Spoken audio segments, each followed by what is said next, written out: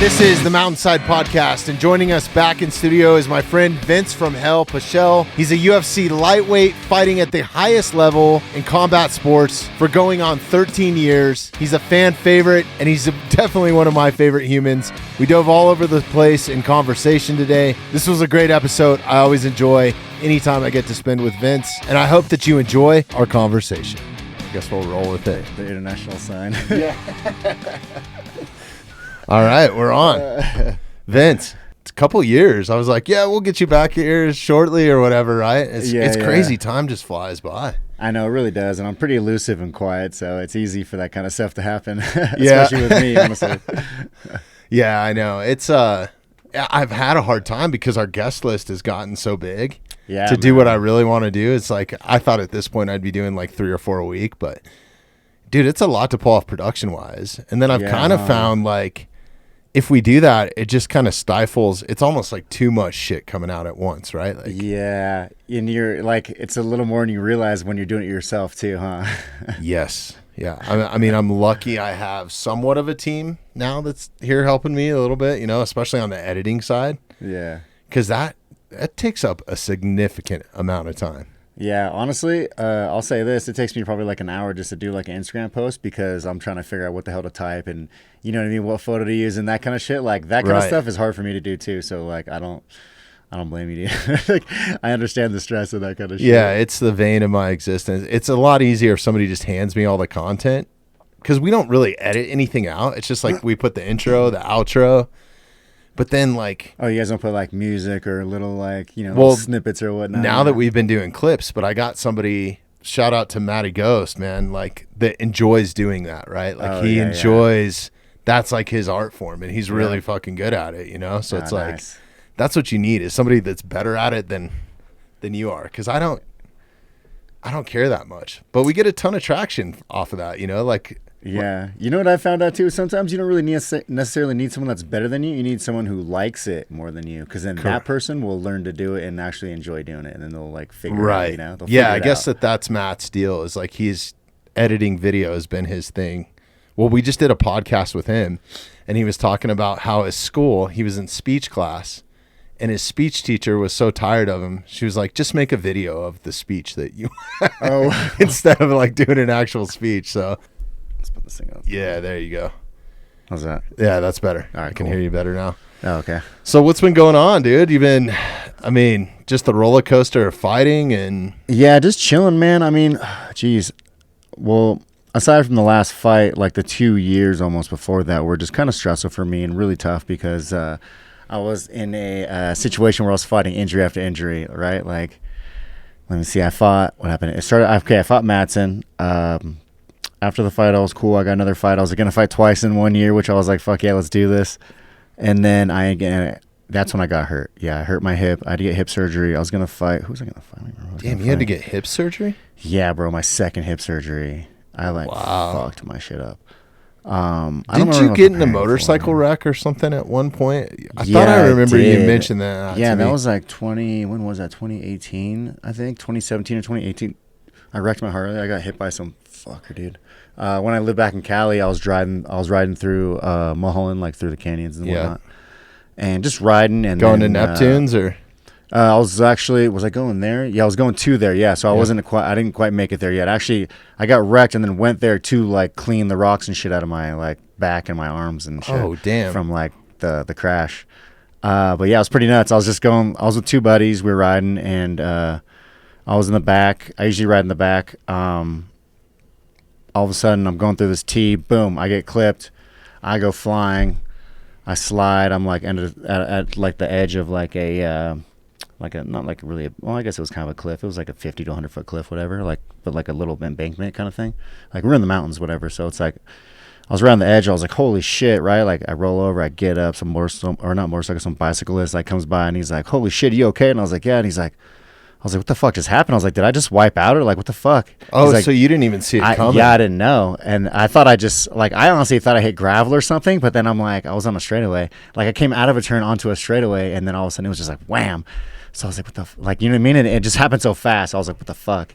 And then he's like, dude, you just got nailed by some fucking dude. And I was like, oh shit, where is he? And he's like, yeah, he fucking took off. I was like, oh shit, really? And then my bike's like, a little bit from me. So I walk over my bike, I lift it up, the bars and shit are all bent. The levers are all bent. I think. Is it a full bagger or what kind of bike? No, it was a Dyna. It was a Dyna Street okay. Bob. Yeah. I had it pretty decked out. Those are sick bikes. I might dude. have a picture. Yeah, I might have a picture. I'm a Dyna guy, so I know exactly what it is. Yeah, look up a sick. Dyna Street Bob. Derek can pull it up for us. Yeah, so I might have a picture of mine I can show you. And then, so I wreck, and then I'm like, fuck. And then I'm there for a minute picking up my bike, and I'm like assessing the situation. And then my buddies come back, and he's like, what are you doing? And I was like, I'm just fucking chilling. He's like, you okay? And I was like, yeah. He's like, dude, your back's fucked up. I was like, really? He's like, yeah. I think I just had like a t-shirt on and some pants. I just had on like some dingy pants. I might even just had shorts on, like a dumb shit. I never wore my leathers, honestly, when I rode, and it was kind of stupid, but I was always like, I don't know if I crash that bad, I don't want to live anyway, kind of thing. So God, he's like, human crayon though, dude, like on asphalt or something. Like, you ever heard that saying? Like, bro, and that's really how it is too. Because when and I've seen friends crash and whatnot and asphalt, and it was pretty bad, but it wasn't like, oh, there's rocks in your shit and you're like fucked up. It was like, damn, you're just pretty fucked up. And so when I did it, there was like rocks in under my skin. Like I was like popping rocks out from underneath my skin. Like it was fucking nuts. And we went to Neptune's, and me and my buddy Jer, I forget his buddy's name, Brian, I want to say. We're in the bathroom, and we're just like fucking scrubbing me, right? We got alcohol, and I'm like, motherfucker. We're like, you know what I mean? We're in the bathroom, I'm just we're just going to town on my back, just scraping the shit out of me. And so I'm like, damn, and the guys come in, they're like, what the fuck's going on in here? And I'm like, oh, just cleaning my shit. Like, what the fuck happened? I'm like, I got a motorcycle accident. They go, like, oh my God. And he like comes back, and he's got like bottles. Excuse me. He's got bottles of like alcohol and like iodine and like all kinds of shit, right? And I'm like, bro, is this like, what the fuck? Like, what do you have all this? He's like, oh, trust me, you're not the first one. Really? He's like, you know how many motorcyclists like crash out front of here first of all? He's like, let alone in the canyons and then end up here. And I was like, oh shit, I never even thought about that. Those canyons are no joke, man. Yeah, like, so and if like, you don't have experience on it, did you ride dirt bikes or anything? Yes, I'm a very experienced rider. I've been riding since 2000, dirt bikes, like hardcore. Like, dude, if I didn't ride dirt bikes as a kid and growing up into, as a young adult, there's no way I'd be as nimble in my heart. That's the reason why I ride Dynas and FXRs. Yeah. Is because your feet are still underneath you. They don't have those forward controls. You don't have all those bags. Like, you can actually kind of control the motorcycle. That thing. Yeah. Yeah, so you can, like, and that's why I love the Dyna too. And I'll say this, I used to ride street bikes. Like, my first motorcycle was a CBR 600R. And I wrecked that thing twice before I finally just snapped it, and it couldn't take anymore, right? I couldn't fix it. Dude, those things are next level. Dude, yeah, that having that much power between your legs is kind of nuts. Like, as a man, like, I'm like, that's just too much sometimes, right? Like, when I'm on that thing, I just don't give a fuck. I'm like all about that tunnel vision, and I just love it. You know what I mean? Like, I just got that sick thrill in me. Well, and those things too, the most dangerous thing about those is they do 100 miles an hour in first gear. And you got 6 to go, man. Easily, like, bro. And you're on that back wheel too half the time because you don't even realize it. Like, they go so fast, and you're going, and when you're on the bike, you don't realize your wheels in the air half the time. Yeah. And I think that's why a lot of guys wreck, is because they're just taking off, their wheels in the air, they finally touch back down, they get that, they start tank slapping, and then whatever they end up in, Dude, a lot of those guys get killed just from an insurance standpoint. Like, if you look at the insurance stats, they're all going too fast for the speed. Like, they're going over the speed limit, like in a residential area, and a car pulls out in front of them. Yeah. You know what I mean? Because they're doing 65, so they don't even see them. I'll tell you this. That's badass though, man. Yeah, I've actually seen I wouldn't say a friend, but someone I knew, and it still sucks to see this happen, but I've seen some kid actually crash on a motorcycle like that and like end up in the car. Where we were at Del Taco a long time ago, and this was like, geez, I think I was just out of high school. I was like, yeah, just out of high school. We were partying at Del Taco. It was like the meeting up place. This dude, what was his name? I don't remember his name. Dominique something Dominique. I don't remember his name, but we had like some stupid beef back in the day over some dumb shit. But then it was like whatever. But anyway, like we were all at Del Taco hanging out, and he ended up taking off, and he got a street bike, and he was like the first one of like any of us kids in that, like, 4 to 5 year age group of guys, right? Like, from like, kids who were, maybe freshmen or juniors in high school to just out of high school, like, right? We're in that little age group. We're still partying. Shitheads. Yeah, little fucking assholes, bro. And we're going to parties. We're fighting. We're just doing dumb shit, right? We're pulling our dick out every chance we get, right? So it's like that kind of fucking mentality. But we were leaving Del Taco, and he takes off, and he's just hot dogging it, and he's boning out, and he's honestly, he just hit second gear, so he's probably doing 70 miles an hour. And someone pulls it out Del Taco, and he fucking smears right into this car and ends up inside the car, dies. Like, gets killed by it, but he ends up like inside the car. Him and his motorcycle kills the driver and him in that accident. It was like nuts. And so that was like kind of a picture that. And later on down the road, I worked at a towing company out there in Simi where that happened, and there was a picture of it when I was there later on, like years down the road, like, you know, it was like 10 years or something down the road, 15 years down the road. I was working there when I got in the UFC. Actually, I was working there too, and there was a picture of it, and I was like, holy shit! I was like, that looks so fucking familiar. Like did that happen like in the news or something? They're like, oh yeah, and they explained it. I was like, oh my god, that was fucking him. I was like, holy shit, that's crazy. Like, they had it because they picked up the car. And then I was like, damn, that's nuts. What a fucking crazy thing. Yeah. And I've been in some gnarly... Why'd they have a picture of it? Was it just... It was just kind of like a... almost like a meme. Like, you know, before memes were memes kind of thing? Like, this is you bringing on drugs kind of fucking thing. It like, that's what they used it as. Right. So that was like... It turned Scare into tactics. Like a local scare tactic, like ride and die. You know what I mean? Like... Right. Disobey the law or do stupid shit, and you pay the price, and the ultimate price is your life, right? Yeah. And so it was like kind of one of those things. But they had all kinds of stuff like that too. There was like just sick, gory shit. I don't want to get into it, but it was like sick, gory shit, like people killing themselves and like dumb shit like that in the State cars Patrol that used to come up. Before like prom, and they would just like show a slideshow of Bro, people's faces on guardrails and shit, dude. Yeah, when like, I was in driver's ed, I don't even know driver's ed a thing in school anymore. But when I was in driver's ed, we had to watch shit like that, like. What were they? Almost like the Faces of Death videos, but it was like people crashing, and it was like to scare you into like not being a fucking asshole behind the wheel, right? And just driving like a grandma, which no one fucking did anyway. Like, I'm like, test this thing. Bro, a little bit into my childhood, talking about shitheads. Fuck. We accidentally burned down some shit. Oh, bro. I got some stories about that kind of shit too. You know, like setting off fireworks and building pipe bombs. Dude, they used to sell this thing called the Anarchist Cookbook. And here we go. Now we're flagged by the FBI on YouTube, right? I don't want to say this, but I have one. I have a hard copy one. Oh, shit. I have like an old school copy of it. Okay. Yeah, I've had one for years. So us being dumb kids, right? We're trying to make C4 in the oven or do whatever you're doing, you know? Like, it wasn't that drastic. Like, I think we started with...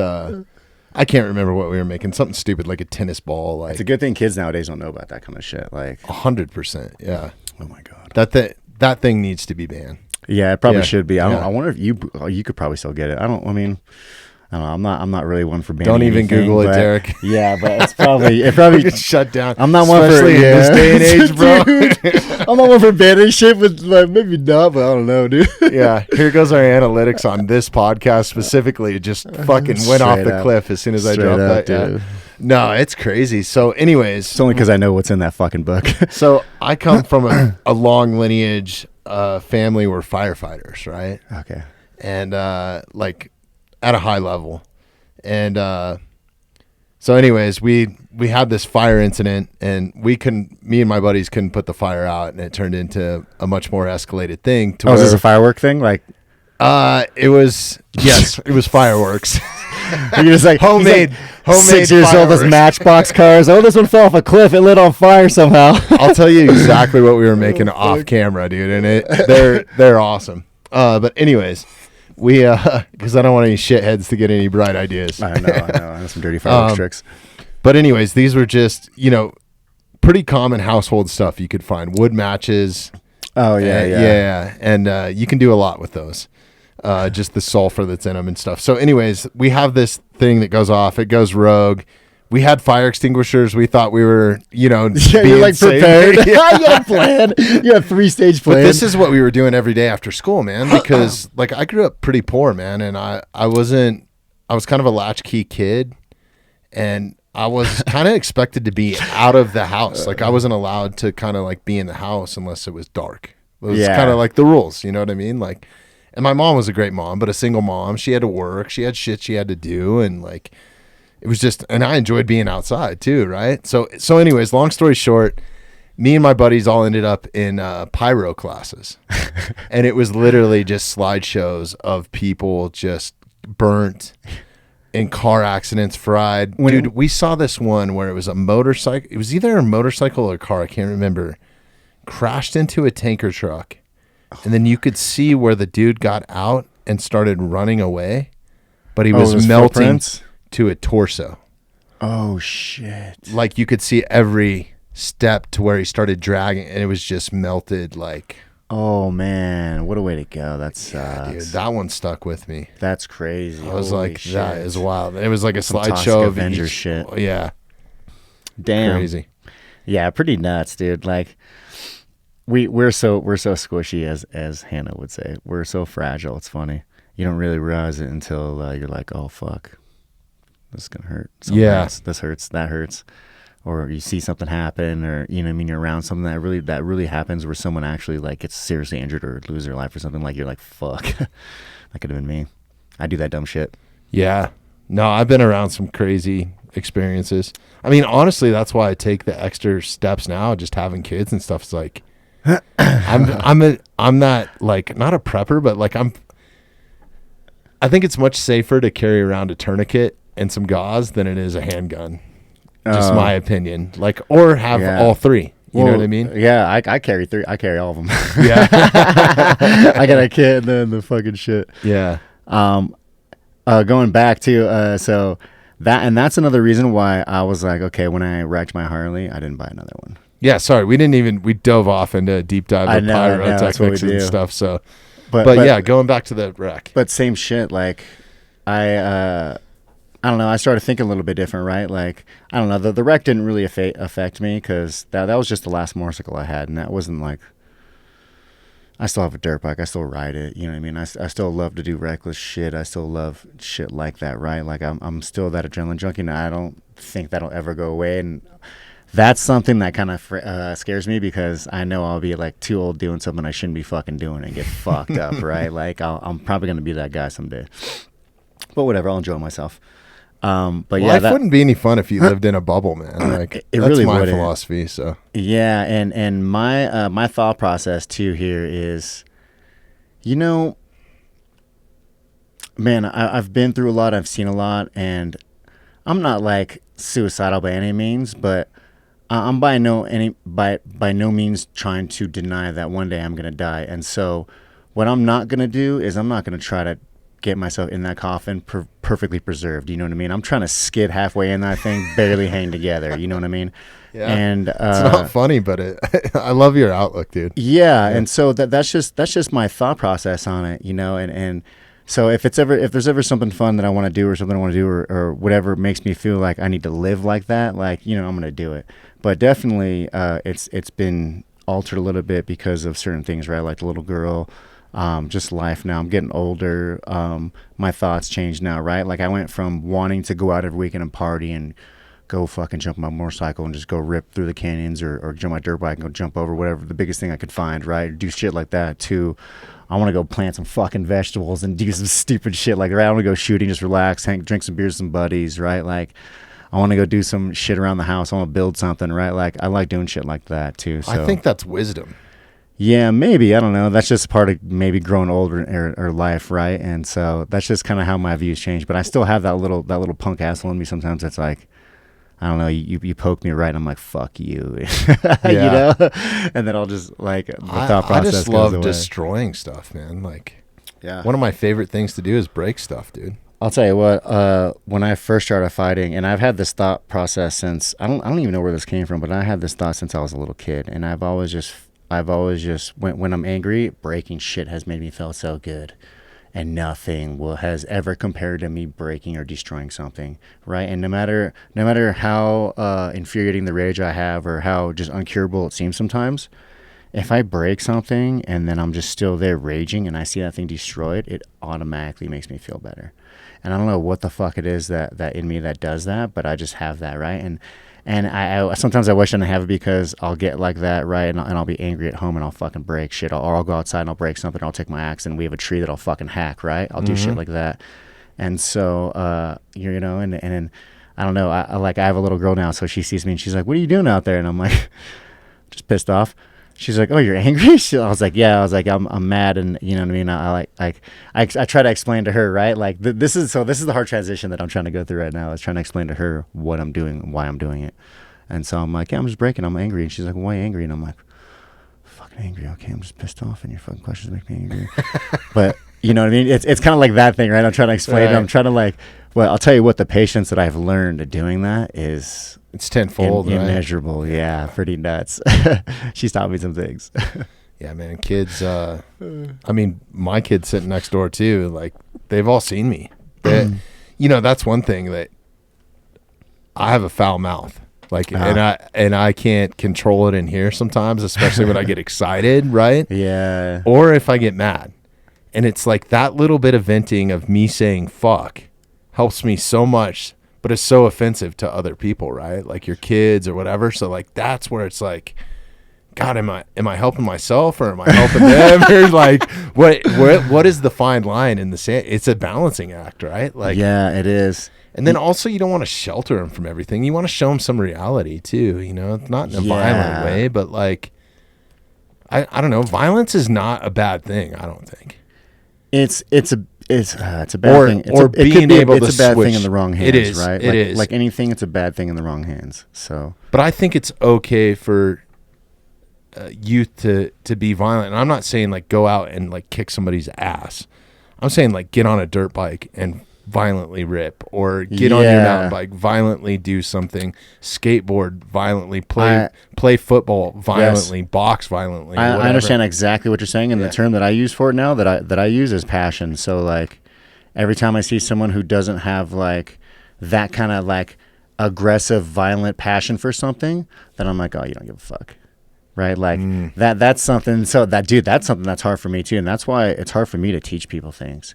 Mm-hmm. And so, like in the gym, I'll teach homies stuff, right, and they use it and whatnot. But then when I teach other people things, and they don't use it, or when I'm talking to them and I'm reading them, and they're just like fucking Kelly Bundying me, right, one ear out the other, and I'm like, damn. Did you just call it Kelly Bundying you? Yeah, like, you know what I mean? From Married with Children? Yeah, straight up, one ear out the other. You know, you learn one thing and something's gone. Something's out the other side. Dude, you got to start making T-shirts. I know you already do, but like... But you know what I mean? Like, then I see that shit and I'm like, fuck, man, you just don't care, do you? Like, you're here and you're going through the motions, but why are you doing it?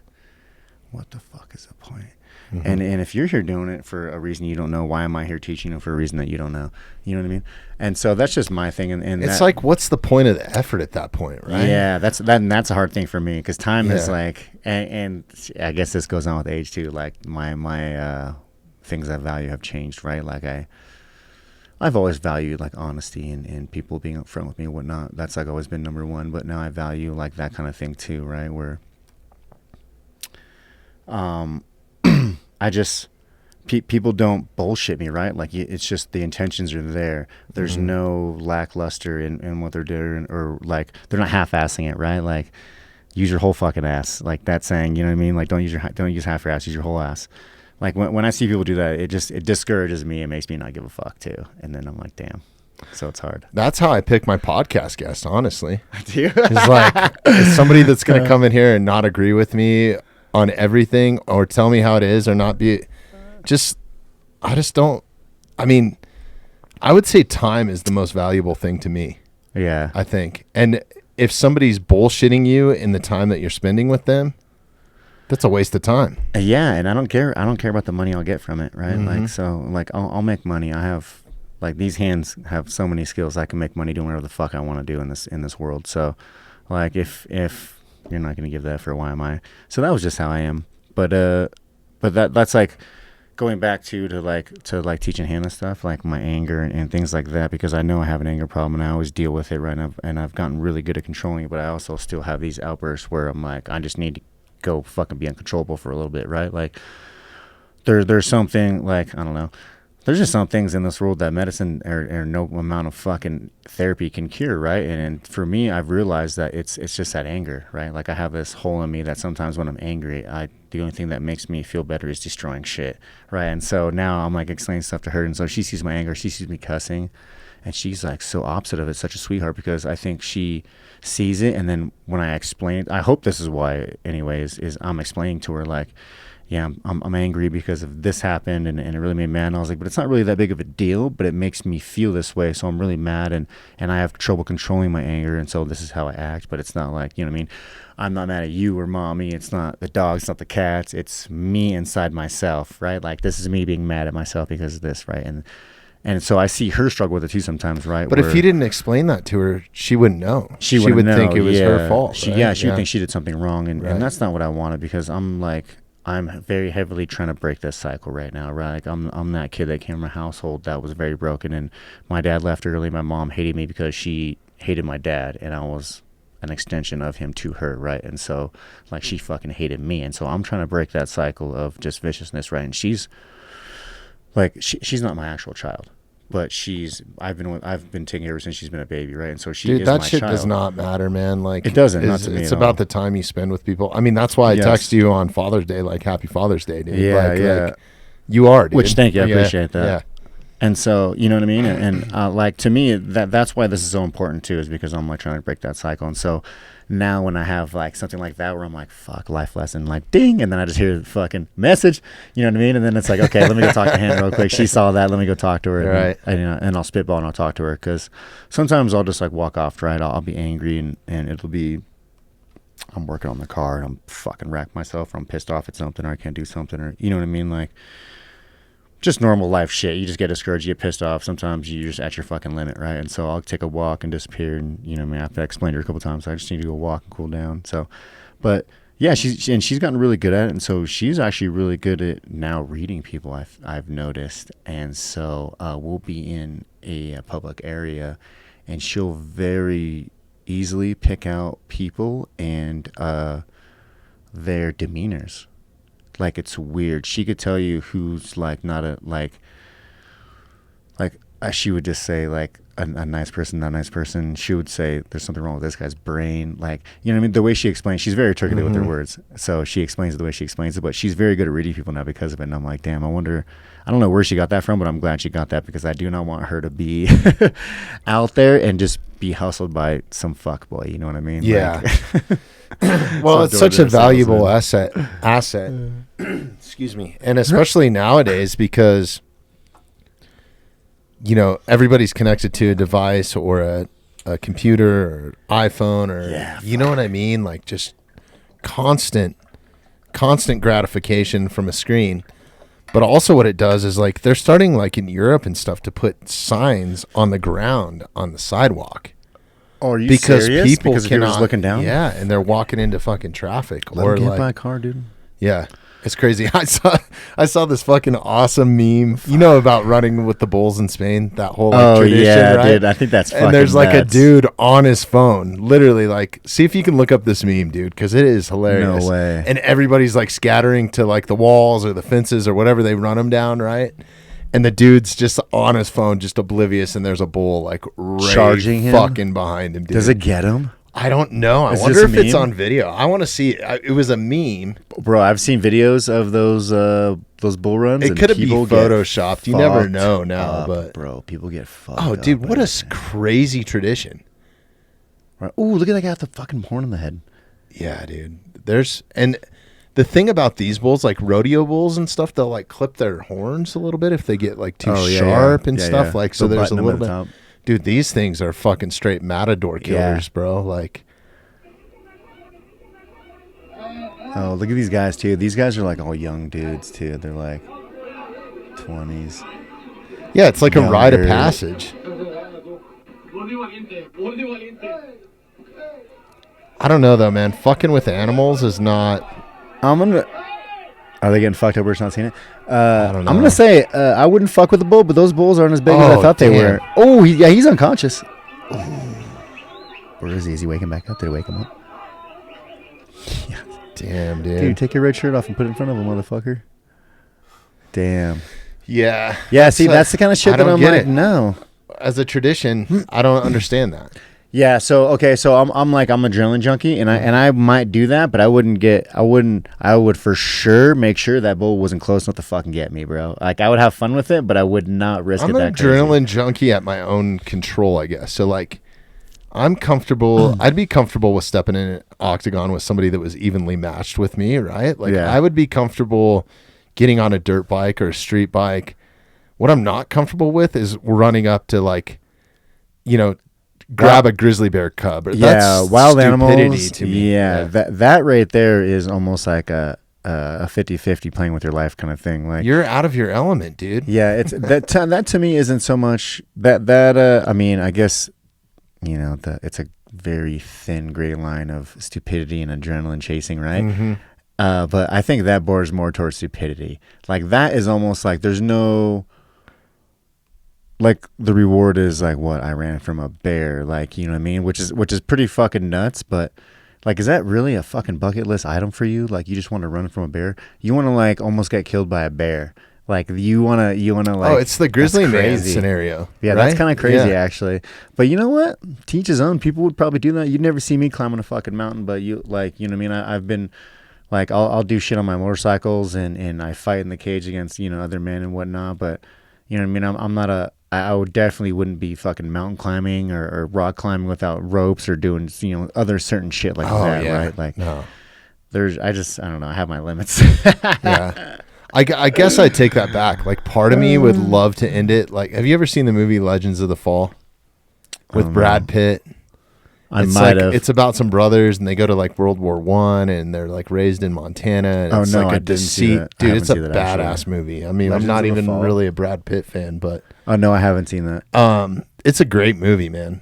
But the way that, so I can't spoil it for you, but the way that he dies in the end, I'm like, yeah, I could maybe go that way. It's pretty noble. Pretty badass. Yeah, it's a good movie. So I'm sorry. So back to your motorcycle wreck. Did any broken bones or anything like that? Nothing, bro. Really? Nothing. Yeah, and damn, that's crazy. Yeah, I didn't really get like I was fucked up, but it was all just superficial. Nothing too crazy. That was like my fourth or fifth motorcycle accident, I want to say. So it was a car that hit you and then they took off? Yeah, it was like a car. Assholes, dude. I think they just clipped like my tire or something. Was it at night or? No, in the morning, bro. It was like really? Yeah, it was early too. It was like 10:30, maybe 11 o'clock in the morning. Like we were just going for a morning ride, like waiting for the dew to settle and go away, right? It was a nice sunny day in California, waiting for the dew to settle. It's gone, and then cool, let's go out and hit the fucking canyons. And then like smack. Damn, dude. That takes a real piece of shit to hit somebody and then just drive off. Yeah, man, it was kind of nuts. Oh, damn, dude. Like, yeah, that's some road rash. And that was after I cleaned it all too. That was after I like cleaned it. That's crazy. I took all the chunks out of my elbow. And so at the time too, like, oh man, at the time, this is what was really difficult. Was at the time I was going through like a little mental issues. I was like just having a hard time mentally. I was like super depressed.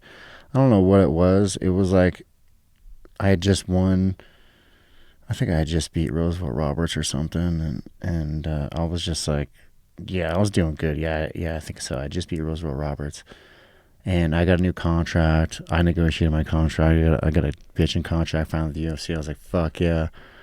And then I don't know why, but after that, I just hit this depression, and I don't know where it came from, but I was so depressed, and I was staying with a buddy because I was just so like I need to like just be away from my little bubble here, right? Like I want to get out of this place, right? Like I want to, like I don't think it was necessarily my home that was doing it to me, but it was just I was stirring, right? And my mind was racing, and I just had to get out of there, right? So I was staying with a friend, and then I was like super depressed. I was hanging out with him, and then I ended up getting this motorcycle accident, and then I don't know, strangely, the motorcycle accident was kind of like popped me out of it a little bit. Like, man, it was like unfathomable depression that I had. I was just like I didn't want to talk to anybody. I didn't want to go anywhere. I wasn't even using my phone. My phone was turned off. Like I just kept it off. It was crazy. And then I got in that wreck, and I felt even worse like that day or even the day after. Like I cried a lot. Because I was like, fuck, I lost my motorcycle now too. Because when it all like settled and shit, the insurance company totaled my bike out because it was like $2,000 under what it was worth or something stupid. So I was like, fuck, that sucks. And so, like, I was super depressed about that, right? And then all of a sudden, I don't know why, but I just started snapping out of it. And then I was like, man, like, who cares? Fuck this. And I got almost like, man, it's weird. I got almost like suicidal in my life where I was like, I'm going to go fuck. I'm just going to grind, do what I got to do, and fucking do this. And then that's when I was like grinding. I was trying to get a fight. I couldn't get a fight. I was having a lot of issues getting a fight for some reason. I have no idea why. And then I ended up fighting Jim Miller. Oh, it was 2019, yeah. And then I fought Jim Miller. And then I ended up getting Jim Miller on like 12 days notice. And I had to like, really? Yeah, dude, I had to cut like 30 fucking pounds to fight that dude too. It was crazy. And so I did that. And then I was just like, bam, I bounced right back up. It was kind of crazy. Like, it was such like just a fucking roller coaster, man. It was weird. It was so weird after that happened. And then I kind of just haven't really looked back since and really like, I don't know, I haven't really thought back on it yet because I fought Miller, then we're going through stuff. I was just having like some excitement happen, right? Like fought Miller, I ended up getting my black belt. There was like excitement. Then I started dating. Well, not really dating, but me and her mother started getting like super serious, right? Like started like getting seriously dating. And then I was like, fuck yeah, things are good. And I kind of just started steamrolling, man. Like I haven't even like thought about that shit since like then. It's kind of crazy. Yeah. Just head down. Yeah. And then I moved to Denver and fuck, now I'm out here. I moved out here in 2021. Man, you've been at this for a minute. What season were you on Tough? Dude, season 15. Right. Bro. I remember talking about that with you the last time on here, which is a fucking awesome story. I'm old as fuck, dude. No, you're not. How old are you? Dude, I'm gonna be 42 this year. Yeah, I'm 40. I'll be 45. Are you? In March. Damn. Yeah. You should look younger than me. I can't still pull off the mustache like you got. No, baby steps. No, so I guess with that, because Tough would have been, was that early 2000s? It was 2012.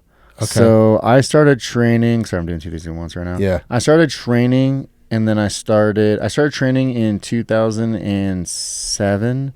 Went pro in 2009. Went on Tough in 2012. Been in the UFC since then. 2012. Wow. So you're going on 12 years then. Yeah, dude. 13 years. Yeah, 13 years. Hey, how fitting is that? 13 years. Holy shit, dude. I don't even. Vince from Hell, Pichel. You know what? This is like, man, it's kind of sad, but fighting has been like the longest thing that's been in my life, the longest. It's like in my 41 years of being in this world, it has been in my life the longest, besides family, right? Like you're attached to family, but it's the thing that's been in my life the longest. That's badass, man. I mean, as a fan, you know, and watching you since the Tough season. I just sent you that photo on the Instagram. Oh, hell yeah. Well, did you see that? That's how long it takes me to do shit on Instagram, bro. That's why I'm like, you're talking about like making posts and doing videos. I'm like, look what it takes me to fucking do just to send you a photo. Yeah, people are way better at it than I am, dude. I get so frustrated, and then I'll end up breaking a phone. Bro, I'm like very tech savvy too, bro. Like I'm a computer, like, you know what I mean? Like I play games on computer. I'm on my computer a lot. Like I'm smart with tech, and that kind of shit for some reason just racks me. I think with me, it's just like I have to be solely focused on it. If you were in a room all by yourself and I wasn't asking you a million questions about your career and 13 years in the UFC, it probably would have been a lot faster. Oh no, because the silence I'd be hearing my own fucking thoughts doing the same shit. Right. So yeah, I mean, coming on 13 years, and you're a favorite of mine as a fan to watch. Like I'm excited every time that you stepped into the octagon, even, you know, prior to knowing you personally. Now it's even more because you're such a fucking awesome dude to hang around. But yeah, you're a fan favorite. Do you have any sort of trajectory or anything kind of planned out, or are you just still rolling with the punches, dude? I never thought I'd make it to the UFC, bro. Yeah. Like, so going back on my little philosophy of life here and death, like, I don't really have plans, man. Like, I know about what I'm going to do, but like I said, like, I have the ability to make money and do what I want to do after fighting, so that's what I'm going to do. Most likely, I'm going to become an electrician and just go back to doing that because I'm a journeyman electrician. And I'll probably open my own spot and then do that for a bit. And what I really want to do is just have some land and kind of just say fuck you to everybody, especially the government. You know what I mean? Mm-hmm. And so that's kind of my plan. And so what else that's around that, it doesn't matter to me. But that's like where I'm going to end up.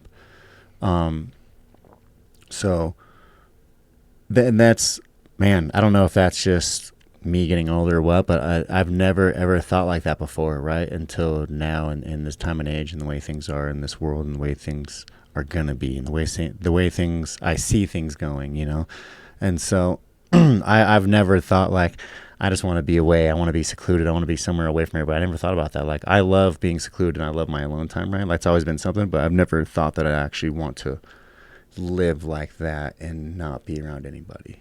Not like see it at their fucking face if I don't want to, you know what I mean? Like that kind of stuff would be so just freeing to me. And not so much that I want to be like away from actual civilization like that so much and just live in the fucking mountains somewhere, but I want to be close to like civilization, but just far enough that I'm not there, Yeah. No, I get it. I mean, that's exactly why I bow hunt, and I try not to make it a spectacle, right? Like I'm not trying to be a professional hunter. I'm not trying to have a hunting podcast. Like it's more about the human connection for me in the podcast. So I get bastardized all the time by a bunch of dumb fucks. I call you dumb fucks. Right? Yeah. I don't care. That's the thing. But anyways, we have a lot of hunters that listen to, but that's the exact reason why I go and bow hunt. And a crazy thought actually today kind of crossed my mind, like going into it, is I was outside for a walk. I took my dog for a walk this morning and was going to get a workout in, got tied up with some other business bullshit. So I was kind of pissed off. I didn't have like my normal routine of what I normally do before like my morning routine got interrupted, right? And it happens, no big deal. But for a moment there, I was like, fuck, man, I'm not, like, taking care of myself should be number one, right? Yeah. And then I was like, God damn, it's so hot. And I caught myself, like, coming in. And I think I even said it to my son, Tyler. I was like, God damn, it's hot out there, And this thought crossed my mind is, like, how, as humans, because we were just talking about on the last podcast, we did a deep dive into, like, bow hunting and like, kind of archery setups and the history of archery as like a weapon and like how long it was around. Like it was fucking awesome, right? Protect, to feed. Yeah. And then, just how humans have evolved to where now we like live in these like climate controlled bubbles, right? And it's like, I wonder, I just think it just makes us just a softer mentality, because like going through like facing that adversity this morning, like facing some heat was the best part of my day. Because it felt so good when I came in here, right? It's like, I honestly think that's like what you described is probably like the best drug, right? Yeah. Like not that drugs are not that fun, but you know what I mean? Like when you get such an enjoyment out of something like that, and you see things through a different kind of perspective, and your eyes are open in a different way, like it's just so much better. Things are just so much better that way. And going back to what you're saying just now too, like I've thought about this a lot too, and like sometimes when I make choices now, I'm always thinking like, is it a big important choice that I'm like, okay, it's gonna fuck up my life or it's gonna change my life, right? Or is it not something that's not gonna change my life, right? And then I sometimes I'll say like, I don't know, I'm trying to like catch on to this thought now. This is why I tell you like my mind races sometimes, like it's like my ADHD is so crazy, but like I'll think I'll try to think back and like just try to look at things through a different perspective sometimes, like when I'm thinking about stuff. And so I just lost my thought too what I was thinking about. Well, maybe when it comes back to you, let me know. But like, and feel free. We can dive all over the place. What were you saying just now? Well, I was just thinking about like in humans in general. Like I go and seek out. Like I'm hopeful that I will get at least a minimum of 10 to 14 days in the backcountry with like no showers, no communication, no. You know what I mean? And then I'm taking out like a badass sleeping bag. Like I got nice ass equipment, a compound bow. I'm still like kind of living in the lab of luxury, but that to me is like is such a huge reset. Like I never feel better coming back home, because I'm excited to see my family. Sometimes I'm doing this by myself, so I'm completely by myself. And if you've ever spent, like my buddy Josh Walker says, that's enjoyment right there. I doubt many people have spent 5 days by themselves in their own head without any interaction other than nature. Like I I doubt very few people have done that. Face those fucking demons. Oh, dude, by the third day, you're having conversations with yourself. You're getting emotional about certain things that might have happened in your past. Like it is a therapy session, man. I urge anybody to walk off into the woods by yourself as long as you can take care of yourself. Yeah. You know what I mean? Take some meals, but just that alone time. But I never feel better. A shower never feels as good. Yeah. Until you come back and you haven't showered in fucking, you know, 12 days or maybe you've just been doing it in a river or something, man. Like, and it's freezing ass cold or like. Yeah, exactly. And I remember what I was going to say. So I think that's a lot of part that deals with a lot of like why we as a species are turning into what we're turning into is because we're not living the way we're intended to live. Mm-hmm. We are making things easier for us. And, you know, conveniences are nice to have and all, but some conveniences are just too much, right? Like, convenience is one thing, but dumbing yourself down for convenience is another thing to me, right? So it's almost like, I don't know, TV remotes are cool and all, right? But having TV remotes are cool, but then having to like so lazy that you just have like a VR headset on and you walk around your fucking life and your life's TV, right? Like that kind of stuff that I see now is like, to me, that's insane. Mm-hmm. Like, for you to want to do that instead of like take your shoes off and go outside, like go touch grass, go do something, right? Like go stand on top of a mountain and realize how fucking small you are on this big ass planet that's tiny as fuck in this whole cosmic event of everything, right? Like it's kind of nuts, and it'll give you a different perspective on shit. But I definitely feel that because I hate sometimes the way that we live. I hate society, how it's become, and how we're like so dependent on money and. Right, there's a system for everything, and if you don't get along with the system, then you get shit on, right? And it's like, to me, that's kind of fucking stupid, man. Like, we're not meant to be constrained like that in any kind of way, but it's really to keep people within the lines. I feel like, you know what I mean? It's not even so much wild assholes, man. Like shitheads, dude.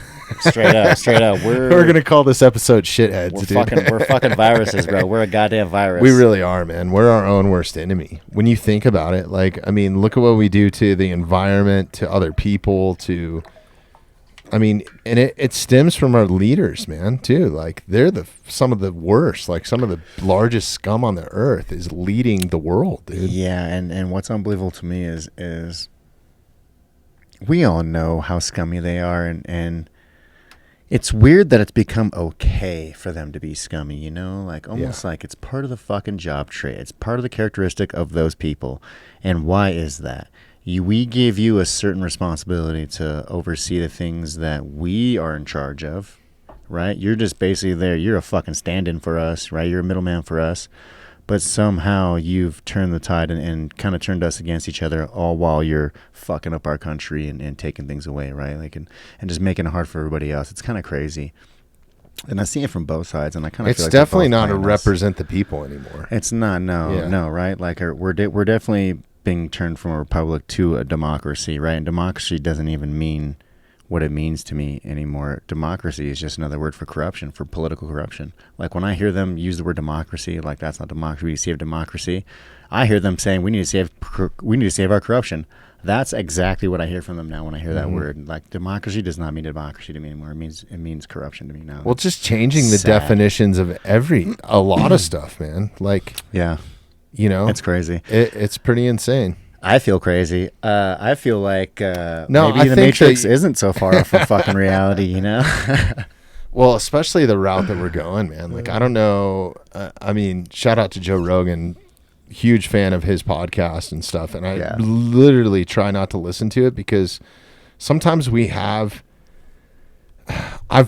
this happened to me the other day. And the reason why I stopped listening to Rogan was solely so I can have conversations in here that are real.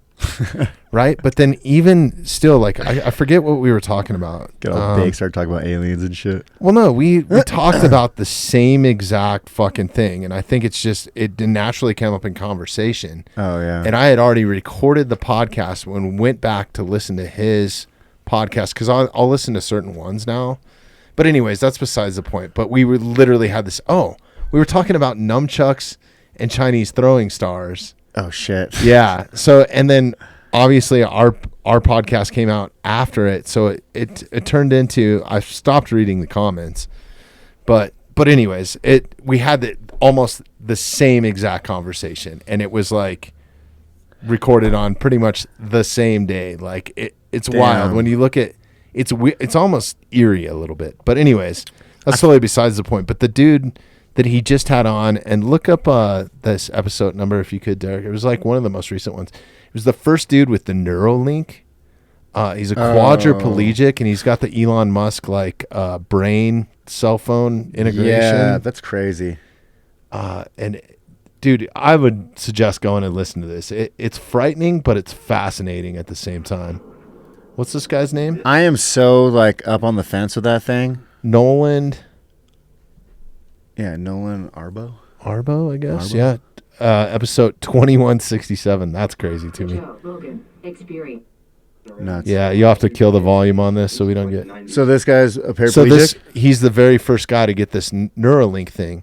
So he's got it in, and go and listen to this episode because there's a ton of fascinating stuff. He's talking about they've integrated it so he could play like Halo or something. And he's basically like looking with his eyeballs and going, shoot, like in his brain, not even saying it. And he has control over like the video game to the point where he's at an advantage over somebody that's able-bodied because he was explaining how you have to send a signal from your brain to your arm that millisecond to move them delay. out. Yeah, and then it's got to go back where his is like instantaneously. So Wow. I'm fearful that like stuff like this is going to take over because you're basically going to be behind the curve as a human, right? And you're not going to be able to make as much money. We are creating our own X-Men. Yeah, we straight up are, man. It's unbelievable. Man. And I mean, just what I've seen in the engineering side of stuff, because I help out with a nonprofit that takes guys like this. He's quadriplegic, huh? He's got a tube. Yeah. Holy shit. So the School of Mines in right down the road here in Golden, one of the nonprofits that I work with, they take guys hunting that are like quadriplegics and shit. Oh, fuck, for real? How do they take them? What do they got, tracks? Dude, no.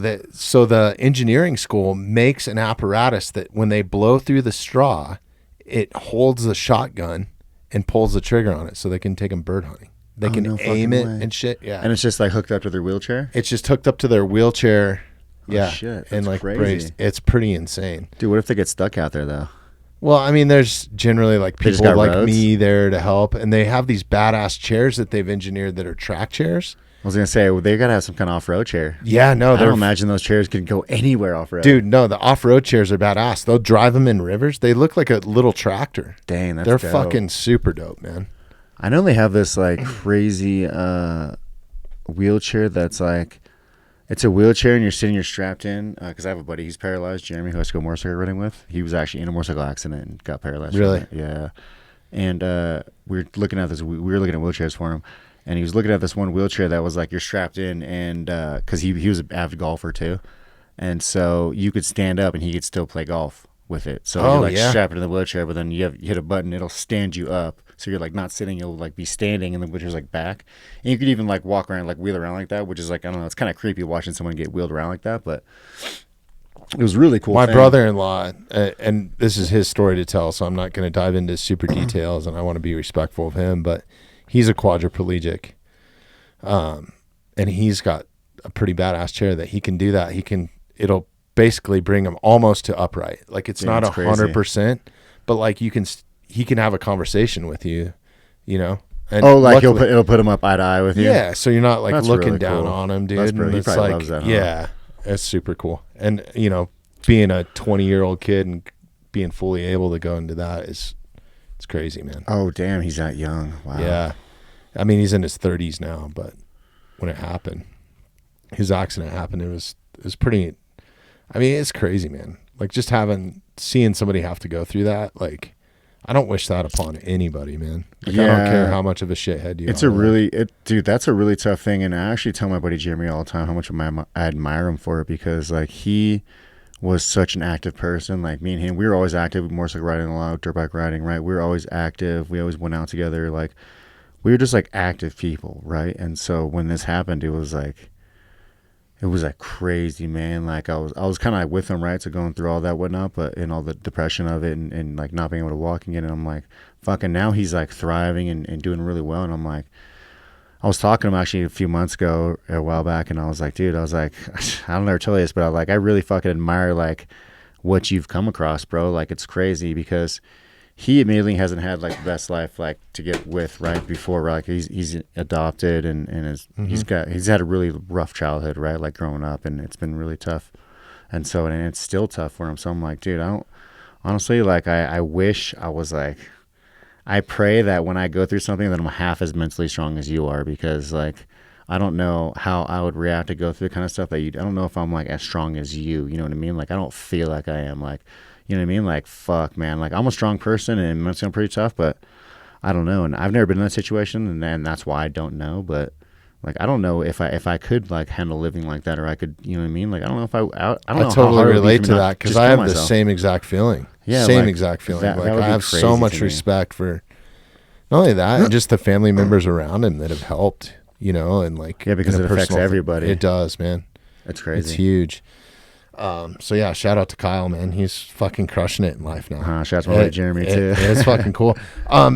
I was telling So you, does I'm like, he I want to see still- those buff ass fucking arms. Since you got little chicken sticks down there, I want to see some tough ass arms. So, not to get too personal with you, and you don't have to share this if you don't want, but is he like below the waist? yeah, so okay. like the belly button down. So he's still got mobility in his arms? in his arms, yeah. Dude, there's this, you should hit him up and see if he'd be interested. There's a super badass. I grew up around a bunch of like really high level motocross dudes, and I know that you did too, with like some of the militia boys and stuff like that, Yeah. like kind of out. So I kind of came up in my rock and roll career also in action sports with a lot of those guys, and I used to build a bunch of their ramps and doing a bunch of nice. events with those sort of guys. And then we did a bunch with Supercross as well. And there's a badass nonprofit out there, and you might have to look up and see if they're still around, Derek, but it's Road to Recovery. I've heard of that. Road, the number 2 to Recovery. And they do all kinds of stuff to help dudes. A lot of them, I think it was a foundation started from, there's a ton of guys that are paralyzed from motorcycles. Yeah, I want to say Dirt bikes specifically. I feel like that used to be like a sponsor on like the motocross tracks. Yes, Like yeah. it used to be like a banner on the tracks. Yep. And they're badass. Like my buddy Mickey Diamond, longtime friend, he was helping a guy, and I don't know if it was through Road to Recovery.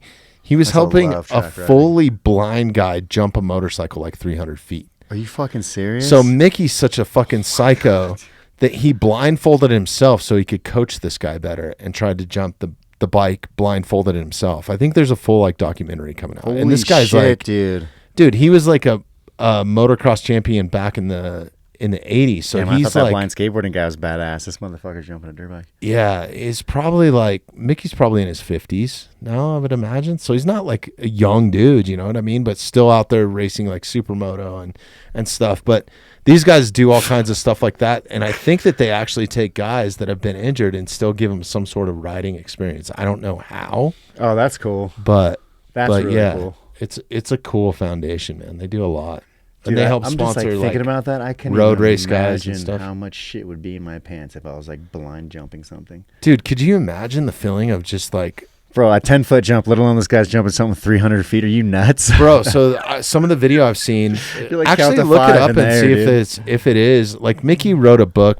Mickey's done all kinds of shit. He's ridden won the Pikes Peak hill climb like multiple times on a Ducati. Just look up Mickey Diamond blind motorcycle jump or something like that. So anyways, Mickey was coaching him through like a headset, like, okay, switch to 5th gear now pin it, you need to be going a little bit faster, because the guy can't see a speed gauge or anything, right? Like, how does he hit the ramp straight? it what's was a the big goal here? Well, it was a big ass dirt jump, so it was like there was some margin for error. Here it is, making the jump blind. 58 feet. Yeah, but they were trying to get him to jump like 300 feet. I don't know that he ever got it, but still. Bro, 300 feet, bro. They're trying to just fucking off this guy. How long is this? Oh, yeah, there's Mickey right there. What's the name of this? Making the jump. Making the jump. So, yeah, this is the blind dude. And so Mickey would be like coaching him on a headset, like you're veering left. So they built a big jump and a big landing, right? Like, pretty crazy. And Mickey's a savage. Man, me and a bunch of friends took some bobcats out to the desert out in Lancaster and made some jumps. Yeah? It was a pretty famous place. Hell yeah. We used to call it G-Spot because it was like 110th Avenue and G in Lancaster. There was like this big old just acres of dirt and hills and That's awesome. and nothing by the mountains, like right before the mountains. And so we took a bobcat out there, made some tracks, made some jumps. It was sick. It was like our weekend getaway spot. We had a little area where we'd shoot and stuff. We built like a little like a Wasn't there a mound of dirt, motocross so you'd shoot track in out there. somewhere out there not far from off there, H, right? Yeah, the exit before H. Yeah. So we'd get off G and we'd go down like, I don't know, you'd go down like half hour to the Yeah. mountains and then it was right there. But that motocross track was right there. And that was a supercross track. That was actually the first track that was a track that I learned to ride track on. Oh, shit. That track. And that track's fucking Yeah, that's nuts, legit, too. dude. And so here's my mentality. So when I bought my dirt bike, it was like, when I buy that thing, 2003, I want to say I bought my dirt bike. And so before that I had a little 50 that I built. I bought a frame, Like a little motor. pit bike? Yeah, Dude, some of those things are crazy, dude. Yeah, and I made this one from scratch. So I had a 125 motor that I put on a little 50 frame, and I bored it out to like a 130 something. I had a rev box on it, so I'd get more RPMs out of it. I had an intake on it, I had a full exhaust on it. Like this thing was fucking tuned. Like I had it built, dude. Like I'm not even shitting. I spent like 6 G's building this thing. Oh, yeah. And then that got jacked by some fucker. Some fucker cut my chain in my backyard and stole it. Right? So I lost that. And then I'm like, oh, I'm just going to buy a full-size dirt bike, right? So I bought a full-size dirt bike, which I still have, my 2-stroke KX250, my 1999. Oh, yeah. Fuck yeah. KX250. That's what I grew up on. I had a CR250. Yeah, and that was like bike of the year that year, too. Like, Dude, that bike's legit. Nothing beats that, man. The noise, the smell of the gas, like the not being able to control the fucking power. Like, dude, it's either on or off, Yes, dude. yes. Is it the that power band? Yeah, that power band is just fucking. Let's go. There's nothing better on a dirt bike and just feeling that power band rip you through shit. Going to Supercross back in the day too, and listening to the 2 strokes is totally different. Like, now it's just like that. Oh, yeah, everyone's But got back 4 strokes then it now. was It's like bop, like, bop, bop, bop, bop. And I'm like, dude, are they having fun? It doesn't sound like they're fucking. You know what I mean? It's like Mr. Magoo out there just putting around. It sounds like because there's something. God, those 250s were so awesome, man. I know, I loved it. Incredible. So that thing, yeah. So we would just be out there shooting and shit. So you still have the 2-stroke then? Yeah, I still got my 2-stroke 250. That's my bike that I ride. That's my dirt bike that I ride, and I hill climb on that thing too. I just changed my sprockets out. They'll go anywhere. Yeah, I changed my sprockets out, so I stretch my gears out longer for so it's like a comparable to a 4-stroke, and then I'll bomb hills with 4 strokes. And they're so much cheaper to rebuild too. Like and I do it myself. Yeah. Like the only thing I haven't You been just able do to your do top bike, end every year? Or? My top end, I've had to redo my bottom end once. I blew my bottom end hard one time. But one time, the only time that I wasn't able to fix myself was when I cracked my case. I had to take it in to a special welder because you're not supposed to weld aluminum, and there's very few people who will weld aluminum. And so I found this welder who was like, dude, this was crazy. I had to go. This is when I still lived in Simi too. I had to go first of all, there's no fucking woods out there in California. There's not let's go in the woods, right? Like in California, that's not a thing, dude. You don't just I'm gonna go in the woods. Like you go to the mountains and there's 4 or 5 trees. You know what I mean? It's not like you can see a city, right? You can throw a fucking especially outside of LA. You got to go to NorCal. You got to disappear somewhere, right? There's very few spots in California where there's just a forest or something like that. And so, fucking dude, that's just not a thing. And so. Oh my God! See, I just lost my train of fucking thought again. What was I talking about? You were talking about getting your frame welded or something. Oh yeah. So I'm I had to go into the forest almost, right? I had to take this road, and this road turned into a dirt road, and this dirt road turned into not a fucking road. Where I was like, where the fuck am I? Am I in the right spot? Is this? If the Blair Witch comes, she's getting fucked up. I swear to God, dude, this bitch is gonna. She better pack a lunch, this bitch. And so we're driving, and then sure enough, in deep in these woods, right? And it's like I say woods, but it's not the woods. Like these are California woods. So I'm in the woods in this little A-frame house and big old propane tank. It runs off propane. You know what I mean? It's just this little house in the middle of fucking nowhere. And he's got a shop in the back of his house, and I pull up and he walks out as I'm pulling up in my truck. I had a Ford Ranger at the time. As I'm pulling up my Ford Ranger, he's walking out and he's got a shotgun in his hand. And so right away, I'm like, take it easy.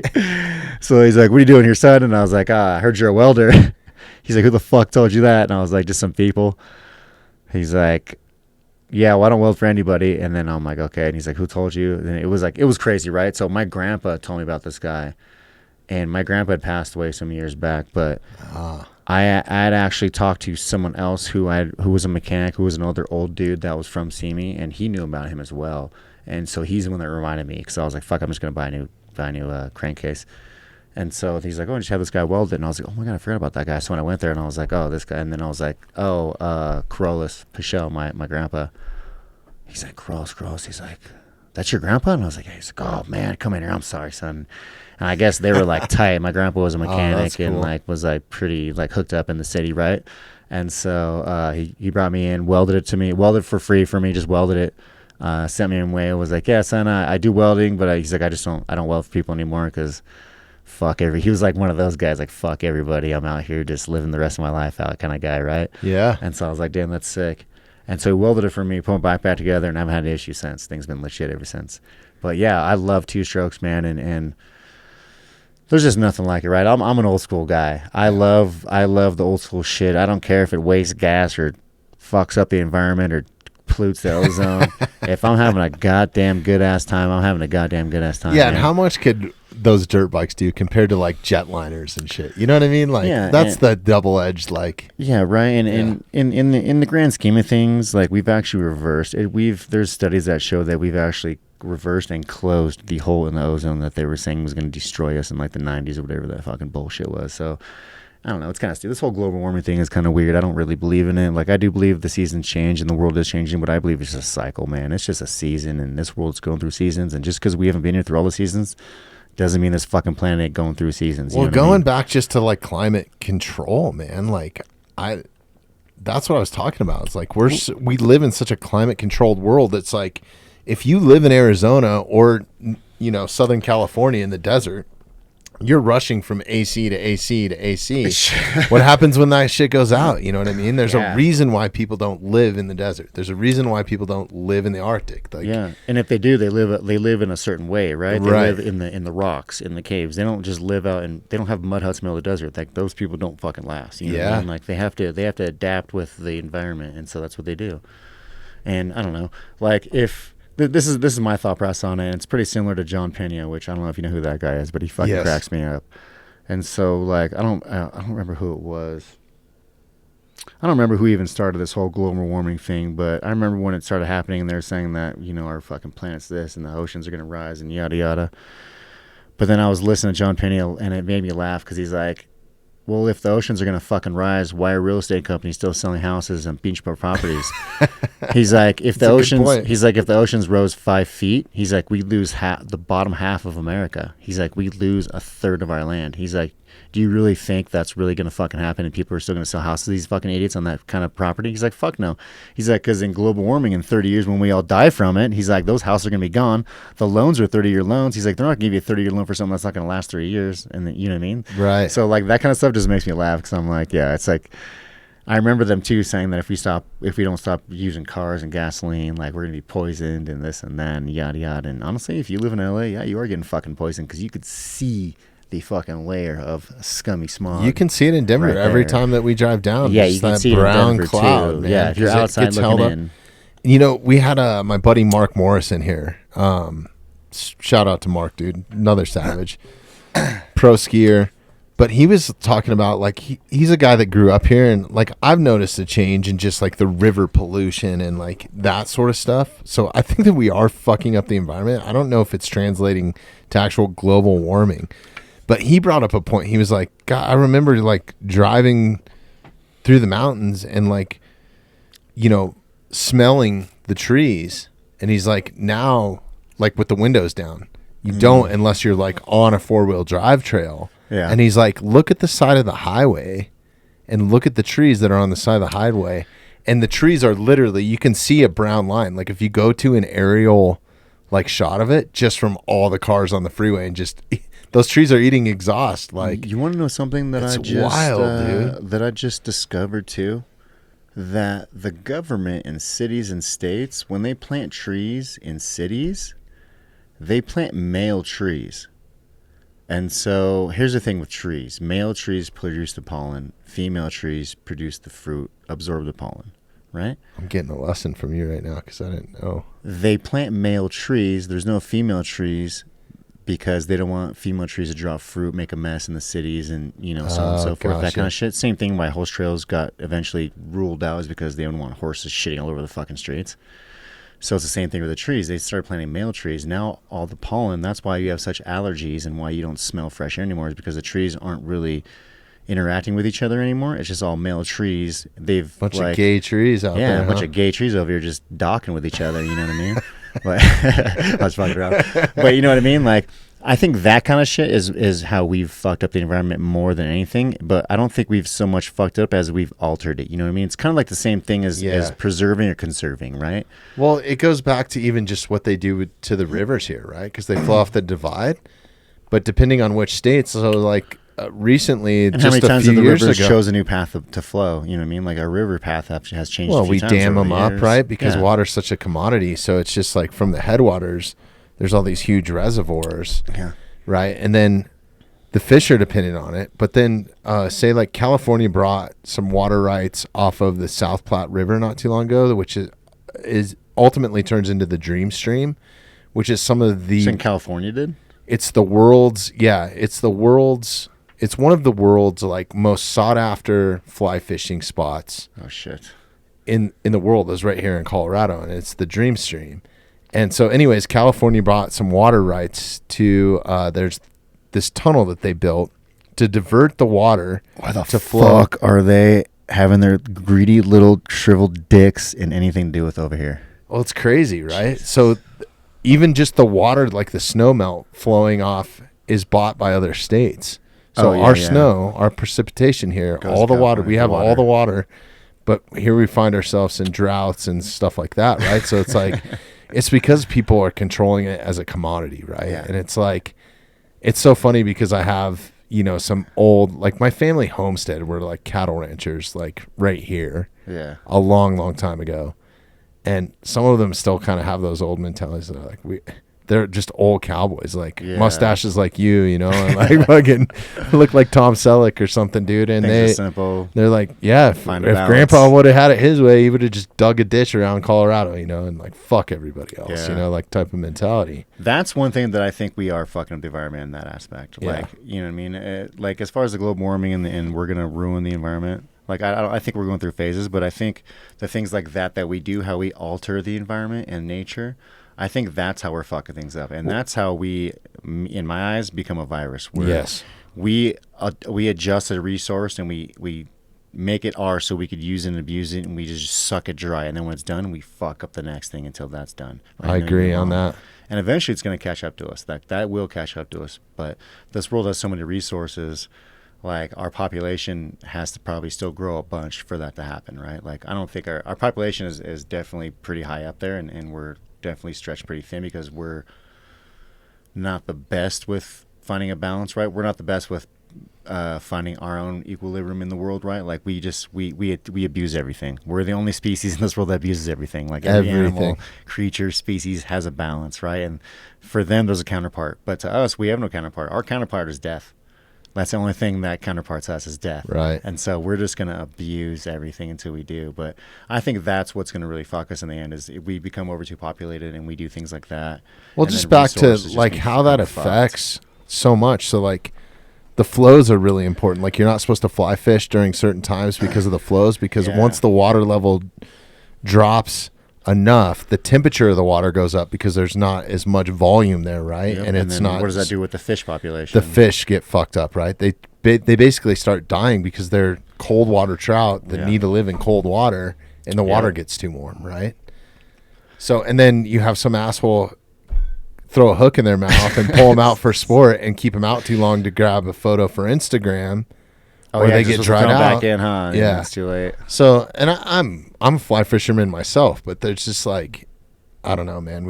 We're involved in fucking everything, including telling other people what to do and how to live. Yeah, you know what I mean? It's fucking like, bitch, right? Yeah. Imagine some half put together thing telling you how to be put together. Well, we saw it during COVID. Like all those fat Oh, bro. You know, people in politics and stuff telling you to like go get the vaccine and like offering free cheeseburgers and shit. I couldn't what believe the that. hell, That was man? like I felt embarrassed for him. Yeah. Dude, I had a crazy story one time because when that was all going on, I felt like I was the only one in No, I was the only one, but I was one of the I was the only one that I knew of that, even though they were like, you have to wear a mask, I was like, fuck you, I'm not wearing shit. I'm not sick. If you're sick, wear a mask. I'm not sick, kind of thing, right? Mm-hmm. And so, like, I'm trained in PPE with OSHA. I'm a journeyman electrician. Like, I've been through all this, so I know the proper use of PPE. I know, right? Like, you could use a screwdriver for a hammer, but it's not a fucking hammer, is it? Right? So, you know what I mean? That's my argument to that kind of dumb shit. But we were at a grocery store one time, and I was with me, Hannah, and my girl Alex, and we're walking out in the grocery store. None of us have masks on. Hannah's only like 2 or something. Some guy walks up. He's got a cloth mask on. And he's like, hey, man. He's like, you shouldn't be out here without a mask on. And I'm like, we're outside. What's the big deal? He's like, yeah, but you're in the store. And I'm like, man, it's okay. I'm like, there's lots of people in the store. He's like, yeah, but everyone's wearing masks. I was like, I know. It's weird, huh? He's like, well, you know, I'm an ER doctor. And if you've seen the things that I've seen, you'd be wearing a mask too. And you shouldn't take it, little girl. I was like, whoa, let me just stop you right here. I was like, you're an ER doctor? He's like, yeah. I'm like, why are you wearing a cloth mask? He's like, I'm wearing a mask. I was like, a cloth mask is nothing but a petri dish. All you're doing is holding shit on your face. If you're a fucking actual doctor, you'd know that. I was like, and if you were a real doctor, you'd probably wear something like N95, which if you were a real doctor, you'd know that N95 is only usable in a clean, controlled environment, and in that controlled environment only. If you use it outside, it's useful for 10 minutes, and then those filters are clogged up in fucking toast. What you need is an actual respirator, something that's crazy with filters, right? With actual HEPA filters on there. Like a firefighter's respirator. Yes, almost, dude. yes, like that's going to protect you. Otherwise, you're just wasting time. You're breathing your own CO2. You're kind of, you're honestly showing them that you're going to do whatever they tell you to fucking do, which is exactly what they're looking to see, right? Like, because it's obvious now, and the whole thing was kind of a weird thing, and it's obvious now with all the shit that's coming out that's not being talked about, how much of a scheme COVID and the vaccine and all this shit was, right? Dude, there's still people out there wearing masks. I saw some lady at Starbucks yesterday, like fully masked up. And I was like, you're the only person here without a mask. Like the only person here with a mask. Like, I just think that fear tactics, man, like they got in people's heads. And like, you know what's crazy? When COVID first started happening, I feel so bad. I was like, motherfucker, dude, we are going into like, this is going to progress us into the cyborg. Cause I didn't know. I mean, at first I was a little like, I was scared, dude. Like straight up. Like, dude, me too. I'll tell you what I thought. I was like, dude, this is an airborne fucking virus. This is not good. The way that they were saying that the mortality rate was, and then pulling refrigerated trucks up in New York to fucking, I was like, this is like something that I just read in a fiction novel, right, bro? Dude? Like, so at first I was like, and I was glued to the TV, and then I finally got to the point where I was like, I kind of don't give a fuck, you know, but I really thought, you know how the Navy SEALs have those special dive like respirators? Yeah. Well, they don't create bubbles, right? So yeah. they recycle them. They recycle your oxygen. I think it has to have a battery or something, right? But you don't need tanks. Sure how they work. You don't need like an oxygen tank. Pretty fucking sick. They're super sick, dude. It's an engine. I thought everybody in the world was going to be on those things. Oh shit. Yeah, honestly, I was pretty afraid too. When COVID first hit and everyone's talking about it, and like, man, I was freaked out. I was talking to my buddy Herman, because that's when I was actually at my buddy Herman's house when all that was just starting. And so I was like, dude, like, if I get sick and I'm like slowly dying because I can't breathe, I'm just gonna fucking kill myself, bro. Like, I'm not trying to go out like that. Like, what the fuck? And then I started reading stuff about how many people were dying and who was dying, and then I actually started doing my own research on stuff, and then I'm like, oh, it's really not that bad. I'm like, this seems kind of bad. I was like, but the kill rate is like 1%. And then I'm like, looking at other stuff, and okay, this many people died. How many hundreds of thousands of people died in that first year? Mosquitoes, dude. Yeah, mosquitoes are worse than the fucking COVID has ever been, dude. Check this out. In 2018 or 2019, I want to say something like that. Something like 2 million kids died from diarrhea. What? Just kids die from diarrhea. Children under 13. Just dehydration. Dehydration, diarrhea from being sick and having diarrhea thrown up and dying from dehydration. Just over 2 million kids. And then I started seeing the COVID numbers, and I'm like, what is this? Why? Okay, I'm like, this is bad. It's like almost something that could go bad, I guess, but it's not. There's other things that are worse, right? There's so many worse diseases, like cancer's pretty bad, other shit like that we've had for a while that we're not really putting too much effort into, I guess. I'm like, damn, it's kind of crazy. And then I started reading reports and like what they were counting as COVID deaths, and then I started actually reading things, right? And then I'm like, dude, this is insane. Like, what the fuck? This is it's a fucking cold. Like, yeah, it's pretty bad, and it's just a cold. And I'm like, fuck. And then, but I was still in the back of my head. We're definitely getting no views on this podcast. I know. Bro, I'm sorry. But then, in the back of my head, I'm still fine. like, I love it, dude. I could give a fuck. I'm still like, fuck, if I get it, I'm like sick and like gonna die still. You know what I mean? Like that thought is always still in your head, right? Because it's there. And I was more worried about like my grandparents, like the elderly people I was around, like to the point where I was going to get them groceries. And they're still kind of living their lives like in that fear. Like they're like, oh, you know what I mean? Because they're old. They watch. Yeah. They've watched the news. They've watched Walter Cronkite for fucking however many years, leading up. That was the only thing to actually kind of get on the pulse of stuff. Yeah. And dude, thank God for Joe Rogan, number one.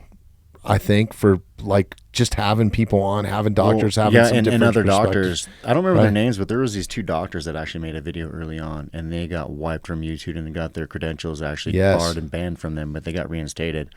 Those guys are the first doctors that I saw that made me like really start researching, and they gave me like, they opened the door. We're like, okay, check this. And right. I started doing stuff, and then I started doing research on the PCR testing and stuff, and then I looked up the guy Gary Mullins, who's the guy who actually created PCR testing, and I started looking up him. And PCR testing is testing that we use to discover COVID and other diseases and other things like that, right? Like it's actually a very useful thing. It's more than just testing, right? It's a very, very versatile thing. And Gary Mullins is the guy that created this. He's a Nobel Peace Prize winner, and there's numerous videos of him that I have myself, dating back from like the 80s and 90s almost, of him talking shit about Fauci.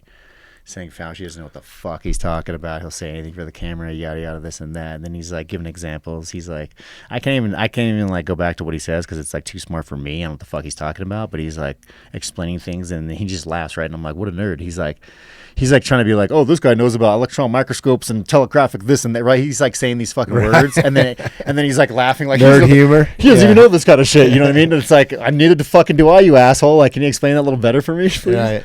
But you know what I mean? And there's like shit like that. And then I started like really doing research and stuff. And then I'm like, fuck, man. They're counting people who died in car accidents that tested positive for COVID as COVID deaths. And then like the whole thing, I noticed how like when Trump was president, he tried to give New York that aircraft carrier to basically house the sick. Yeah. And they said, nah, we're good. Don't worry about it. And what they do, they stuck them in the old folks housing and killed like basically 60% of their senior living in their phone. Yeah, they actually had the aircraft carrier docked and like ready to like set up as a hospital. Bro, it's 6,000 people or something it can hold. It's insane. Yeah. And like, I don't know. I think ever since Trump became president, the blinds have been really being taken off from my eyes, right? Because all these people, like starting with COVID and all the people who loved Trump, all of a sudden hated him. And it's like, why do you hate someone who you loved literally a week before? Taking photos with and this and that. Where a mask became, and I think it's still used, those people that are wearing it, it's a signal to show where you lie politically. Yeah. It's more of like a signal. Yeah. So this is the sad part, is like I feel like they've turned us against each other. It's like 100%. Yeah. It's like, bro, it's not red and blue versus me and you. No. Like it's it's not supposed to be red and blue versus me and you, but that's what it is now, right? It's supposed to be me and you versus red and blue, right? There are fucking they're civil servants. That's literally their job titles, is civil servants, civilian servants. Yeah, we're the civilians, right? And so I don't know, man. So many people have this idea of like they're the ones who need to run shit because we can't do it, and it's like, no, motherfucker. Well, and it's crazy too. Like, who the fuck wants to step up and do that job? Like. Yeah, it's super stressful. You know what I mean? Like, but I think it's only become that because of the corruption, honestly. Like, and well, yeah, you can't get, just like to bring up your point earlier, you can't even be involved with it unless you're corrupt. Yeah. Like, you have to have some sort of sinister fucking shit going on. If you don't have dirt on somebody and they don't have dirt on you, you are not part of that. I mean, that's what this whole next, like, 2.5 months or 4.5 months is going to be leading up to this next election, is just going to be it's like me pulling out all your skeletons out of your closet and being like, Vince, you piece of shit, I can't believe you're on this podcast and for X, Y, Z, or whatever platform. It's like, and then certain things you're like, I'd rather watch the Tom Brady roast if that's what we're doing. Like, let's up, do a fucking roast, dude. I'd rather see someone that's entertaining, dude. Yeah. Not so much just going to piss me off and make Did you me watch hate that? them even more. No, I didn't. But I heard it's worth the watch, dude. I saw some funny shit about how was it his ex? Did his ex?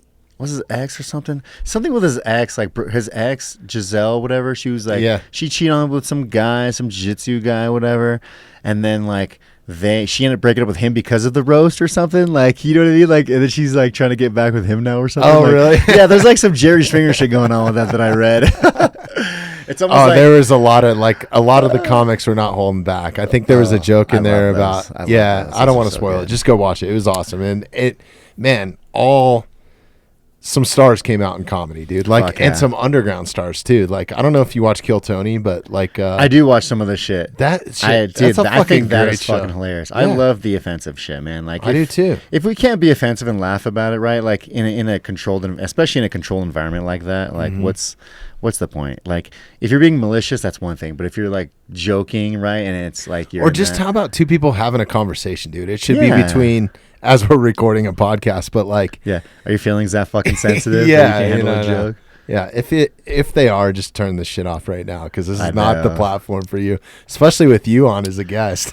Yeah, right. Well, because I'll admit too, like, people like, I know how I am. I know, like, I come off as like I am aggressive, but I do come off as like an aggressive guy who just, like, I don't put up with shit, right?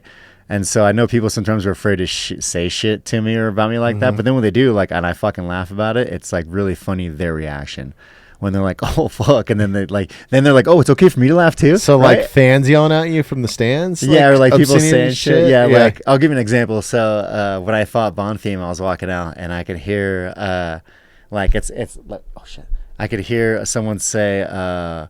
Fuck you, fuck you, Freddie Mercury, hope he kills you, like some shit like that. Like, they're saying shit like that, right? And so I started laughing. Dude, so I started laughing and I blew him a kiss, right? But like, that kind of shit is like, I think it's kind of funny. Like, if you can't laugh at that kind of shit, then fight fans are fucking crazy, dude. Yeah, I know. The most amazing shallow sport in the world, huh? God, man. It's so bad. What's the craziest? Because, I mean, 12 years is kind of unheard of in the UFC. There's a very few guys that make it that long as a career, right? And what's the craziest thing that, because you've cornered a lot of guys too, right? Like, you go out and I cornered do that teammates a little lot bit. and stuff. Yeah, smaller shows, UFC guys too sometimes.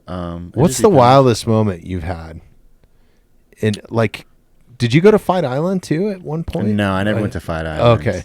I wish I did. A bunch of the team from Factor X went. Like, I know Mark. I wasn't at Factor X then when they all went over there.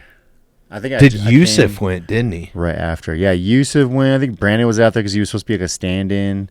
Alex was out there for a bit. Dude, shout out to Yusuf. We had him in here. I love Yusuf. He's fucking funny, dude. He's a good dude. I can't wait to have him back, dude. He's fucking hilarious, bro. He's such a good dude. He's an entertainer for sure. He's loud as fuck. He's got one of those voices too in the gym. Like, you know Yusuf's there because you hear him.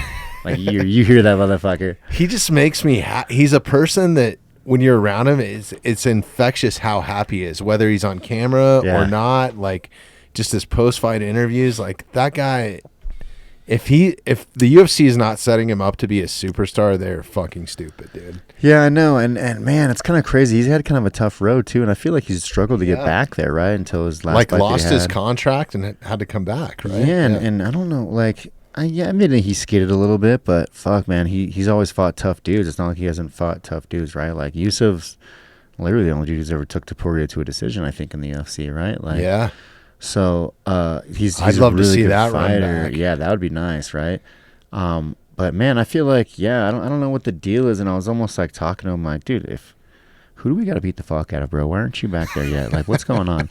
Like, you're too good for the lower level, and you know what I mean, and they can't say that you're not good enough for them. Like, that's dog shit because you and he's fights, great. You're a great fighter. That's the thing. He's great on camera and everything too. So it's like because it's kind of a package deal, right? Because that's kind of helped you. Is your personality has helped you become a fan favorite, I think. And not only that, like, there's certain guys when they get in the octagon, and you're one of them, that you just know, like, it's going to be a fireworks show. Like, you're going to see, like, go watch your highlights, and and this is watch what some I say. sandbaggers highlights. say, Totally different. When people ask me, I say my fighting is what gets people to like me, and then when I talk to them and we actually hang out, that's what makes people love me, because then they know I'm just a normal person. I feel like a lot of people so many times have told me they don't expect me to be the kind of person I am, right? And like, I know I am a wild fucking animal, right? Like, I can't be a wild animal, and I have been that person, right? And when I was younger, admittedly, I was very, very different, right? Like, almost unrecognizable to even myself on the inside. But like, man, I like to bullshit and have fun too, just like anybody else, right? Yeah. I'm a pretty upfront person, right? So I'll say shit, but it's not that you know what I mean? I love people who say that kind of shit back to me. Someone who will say the thing that they're afraid to say to my face is someone who I genuinely cherish more than like anyone else, right? Because they take that leap, right? Like, life's a scary thing, but you only have one, so what are you going to do? Are you just going to fucking sit there and not take leaps every once in a while, or are you just going to And it's not like you're going to shrivel away? haul off and kill somebody, dude, right? Yeah, like, what's the big deal? Yeah, you know what I mean? It's not going to... I think people are scared of, because you're watching somebody that you admire fuck somebody up, or somebody that you might hate, right? I think that there's an intimidation factor, but as many fighters as I know on a personal level, like, you guys are some of the most like calm, just like genuine fucking people to be around that anybody can talk to. Like, I mean, you take Dustin Jacoby into any spot and he's going to have a friend. Yeah. It's crazy. Like, we're chameleons, man. Like, we have a good time. Like, you know what I mean? And I don't know, maybe it's just because of fighting and the experience, and we've been through so much, right? Because fighting will really put you through the fucking ringer. It's not like an easy life at all, but it'll be very, very rewarding too. The like ups and on the other downs, side of man. it. The downs are crazy. Like, I can't imagine, just like knowing you guys personally, when you guys take an L, it's like I get a little bit heartbroken, to the point where it's like, fuck, man, what do I say to these guys? Or like, what do you say to dudes in the gym when they take an L? Like, what's your mentality? Because mine is just kind of like, fuck it, on to the next one. Like, forget about it. Kind of. Sometimes I give my 2 cents. Like, it depends. Like, I'll give you an example. Like, Alex Hernandez, I'm really tight with Alex Hernandez. So when he loses, I'll hit him up and I'll be like, hey, bro. Like, when he lost his last one, I was like, hey, man, fucking love you. Shit sucks. I felt like you're doing good. This is how I felt we lost the fight, right? And then I was like, but other than that, you know what I mean? It's a fight. But so you can give that advice to him, mistakes. like the normal person can't. Well, here's the thing. I feel like that is kind of a little bit of a deterrent, right? Right. But I also feel it depends on your approach. So, like, if something really matters to you, like, just fucking say it anyway, right? Like, who cares? And later on, like, let them get mad or whatever. But then later on, when all those feelings are gone and you actually hash it or talk about it, or, you know what I mean, when you actually do talk about it, it's not even going to be a fucking issue, right? Like, it's not going to be a thing there. Like, that's going to be the least. That's going to be the last thing that's remembered, honestly, is that, right? It's harder to tell the truth than it is to lie to somebody. It really is, yeah. It's really hard to bite down and just say that thing that needs to be said sometimes. And I don't know. I've always been the person who, like, when I get that chill, right? Like, when I get that anxiety from that, I let it out, right? Like, I'm like, fuck that, I don't want that. I let it out. And so, like, I don't know, I say what I feel and whatnot. And so a couple times I've said that to him, right? And then another time I was like, hey, man, I feel like in that fight, you gave him the fight, like, or, you know what I mean? For instance, I've told a buddy, like, you just didn't stop. Like, you didn't pace yourself. You literally went in there and was like, I'm going to finish him. And then when it didn't happen, you got finished because you had no backup plan. It's such a crazy game. You can beat yourself in a heartbeat, and you can kind of attest to this a little bit, right? And like, you can go in there and empty your gas tank in the first 30 seconds. Yeah. And if you don't have, like, a plan, and if you're not composed in there and doing things, then, you know, shit's all out the window. And as much as we are a team training, like, we're a team training solo sport, right? So we train together, but when we fight, there ain't no one in there that can help us. Like, you know what I mean? Like, you're in there by yourself. Like, it's you versus that other guy, and that other guy's trying to fuck you up just as much as you're trying to fuck him up. So it's like, who's going to help you, dude? You got to fucking figure it out, don't you? And you better figure it out quick. Yeah. Fuck, it's your ass in there. God, that's wild. Yeah, it's a wild game, man. But that's how it is. So what's like all those years that you've spent in there, or even at the amateur level, because how long did you fight? Like 4 or 5 years prior to getting signed to Tough, right? Yeah, because I started training in 07, 09. I went pro 12, 3 years. Yeah, I was pro for 3 years. And I made it on Tough. So going on 15 years now. Yeah. What's the wildest thing that you've seen happen? Oh man. Like it's probably hard to pin down because it's a lot of wild moments, man. Yeah, a few things. Like I've seen people like get their arms broken, legs break. Several people get knocked out. People choked out. I've fought at like warehouses because when I was fighting amateur fighting was illegal. There was no commission. There was no one governing it. So we just basically were like. Hit up a gym. It was Fight Club. It was Fight Club. Yeah, we hit up a gym. Was like, hey, you got fighters? We're like, yeah, we got fighters. Okay, well, wait, we got some fighters too. You want to get some fights going? And we want, skill level. We would like talk to them, right? Like, how long has this guy been training? We had like a whole breakdown of our fighters. So was there any sort of promotion behind it? No, it was just us. Underground. Yeah, and so like when I first started fighting, I started training in 07. And then I was training for like 2 months, and then I was gonna quit because like at the gym I was at, the guy was like trying to hustle me and shit. So I was like, "Fuck yeah, I'm out."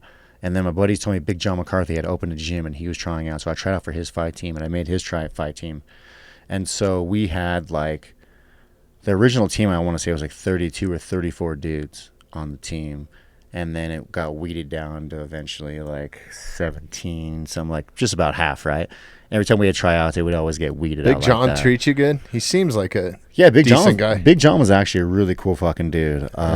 He when he was in there, he was always day oneer from UFC, right? Yeah, he's actually like the very first ref, I think, wasn't he? Yeah, he was the very first referee. He's actually the one that came up with the rules with a Nevada Athletic Commission.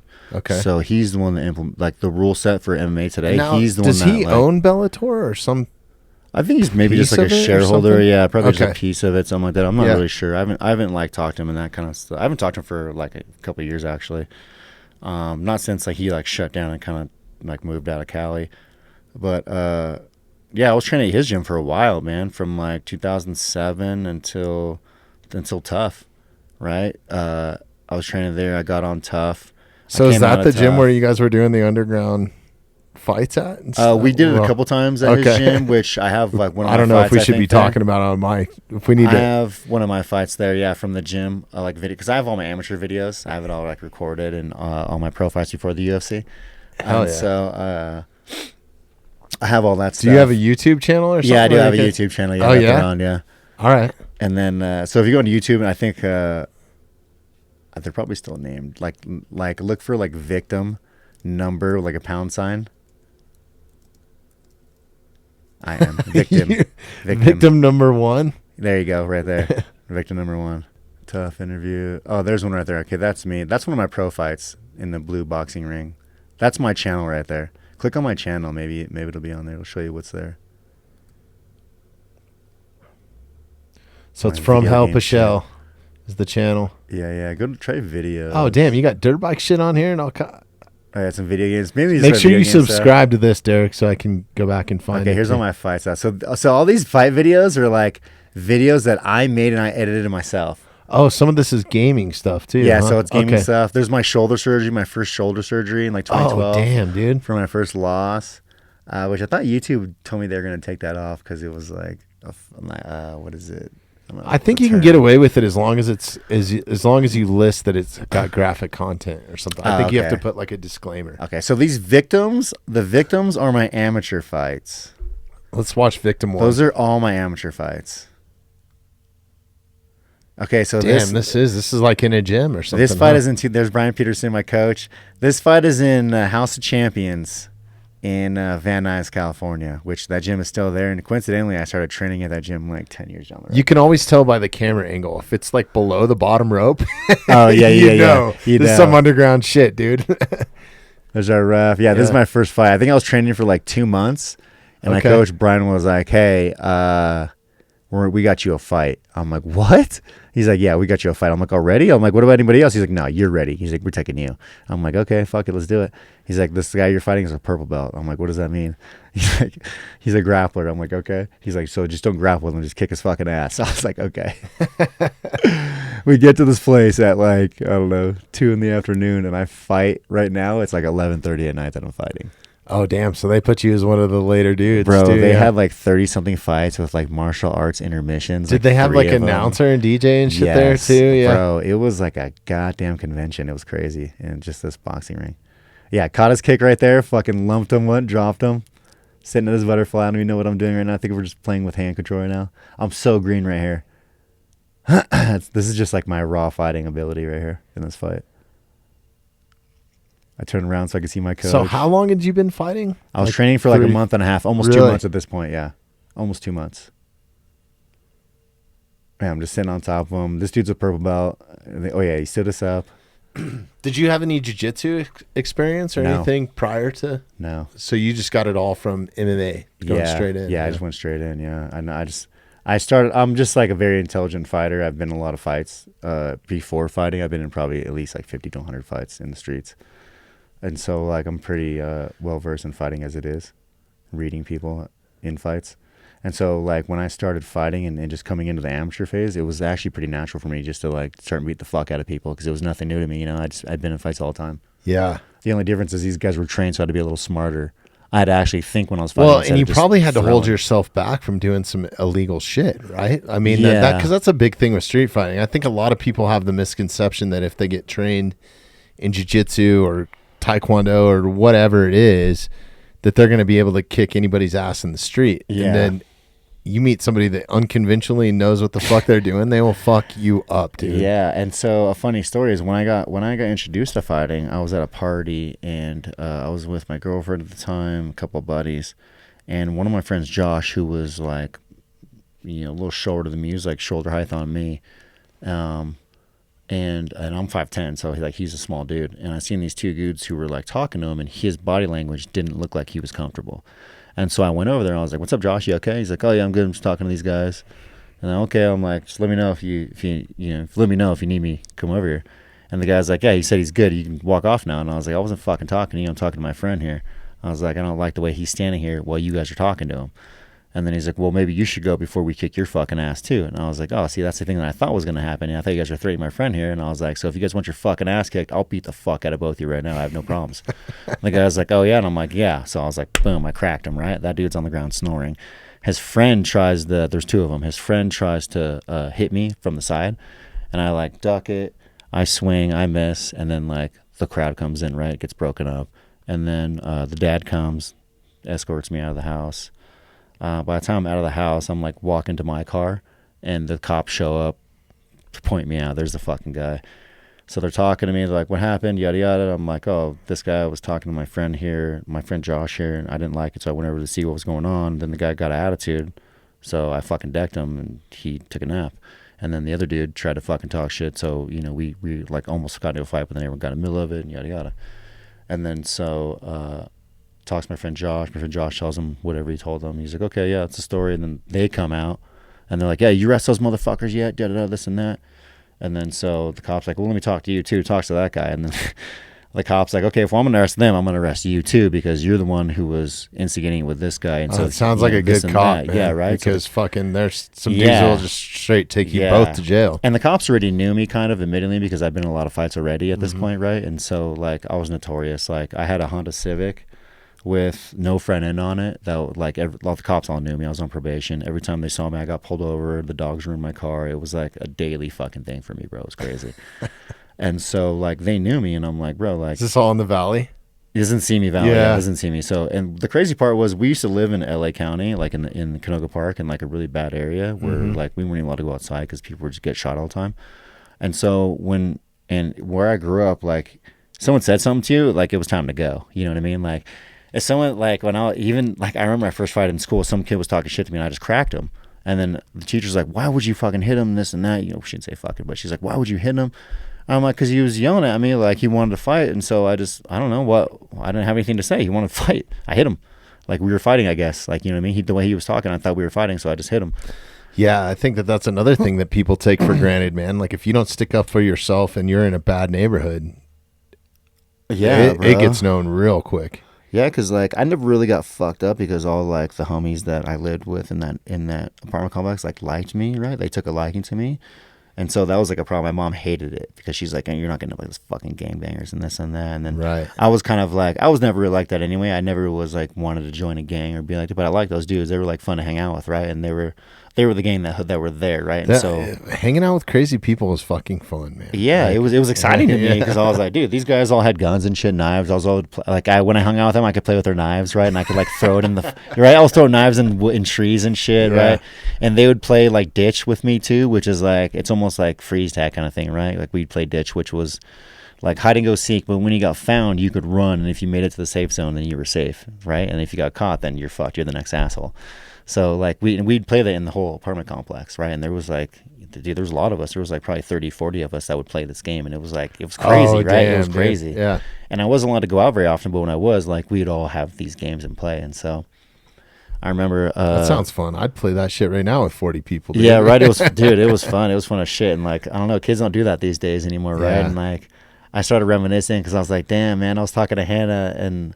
Like, I'm like, you enjoy playing with your friends. Like, she loves playing with her friends so much, and I absolutely adore it about her so much because I'm like, one day I'm like, you need to just play with your friends as much as you possibly can, right? Because she's like, I want you to play with me and my friends. I'm like, no, you play with your friends. And then she's like, why? And I'm like, because one day you're going to be out there playing with your friends, and it's going to be the last time you play with your friends, and you're not going to know it, and you're going to be sitting here like I am right now thinking about that and like just reminiscing about that kind of stuff. So play with your friends, right? And now her little friend, so she's 6 years old, and she has a friend that's like lives down the street that goes to her school, not in the same class, but they go to the same school. And so she runs over, hey, can Hannah play? Hannah's like eating, and I'm like, Hannah, do you want to play? And before I'm even done saying my sentence, she's out the fucking door, like running to go play, right? And I love it. Like, I love that because I want her to grow up like I grew up. I want her to experience life. I want to help her, and I'm afraid. I'm so afraid for something to happen, right? I don't want her to get seriously hurt or something bad to happen to her, but on the other end, I do not want to suffocate her. I don't want her to not know what life is like, right? I don't want her to not like, I don't want her to not love the taste that the spice of life will give you. You know what I mean? Like, I want her to experience that. It's a crazy balance as a parent, man. Yeah, it's crazy. And you can't explain it. You can't explain your fears, but then also, like, I think that you're taking the right approach because it's the same approach that I take is like, I want them to experience a lot of the things that I did. I don't want them to experience anything bad, but I don't think if they do experience something bad that it's a learning lesson, dude. I wouldn't be forged into the man that I am today. And I'm no like upstanding, like perfect person by any means. But if I didn't go through all the bad shit and seen some of the shit that I've seen, or have my own learning lessons in life with the law, with sitting in pyro classes. Yeah. You know what I mean? Like, Who would you be today? Yeah. Who would you be?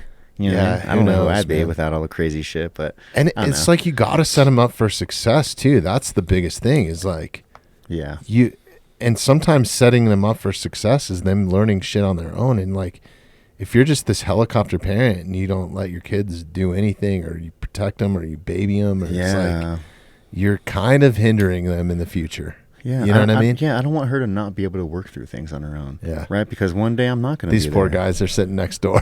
I know they're listening. What is he talking about? And guess what? They can go back and listen to it in 20 years, bro. too. Bro, and she's such a sweetheart too. I got to tell you this. So, like, I'm who I am. I'm a guy, right? I'm no different than any other guy, right? Like, I have my morals, I have my things.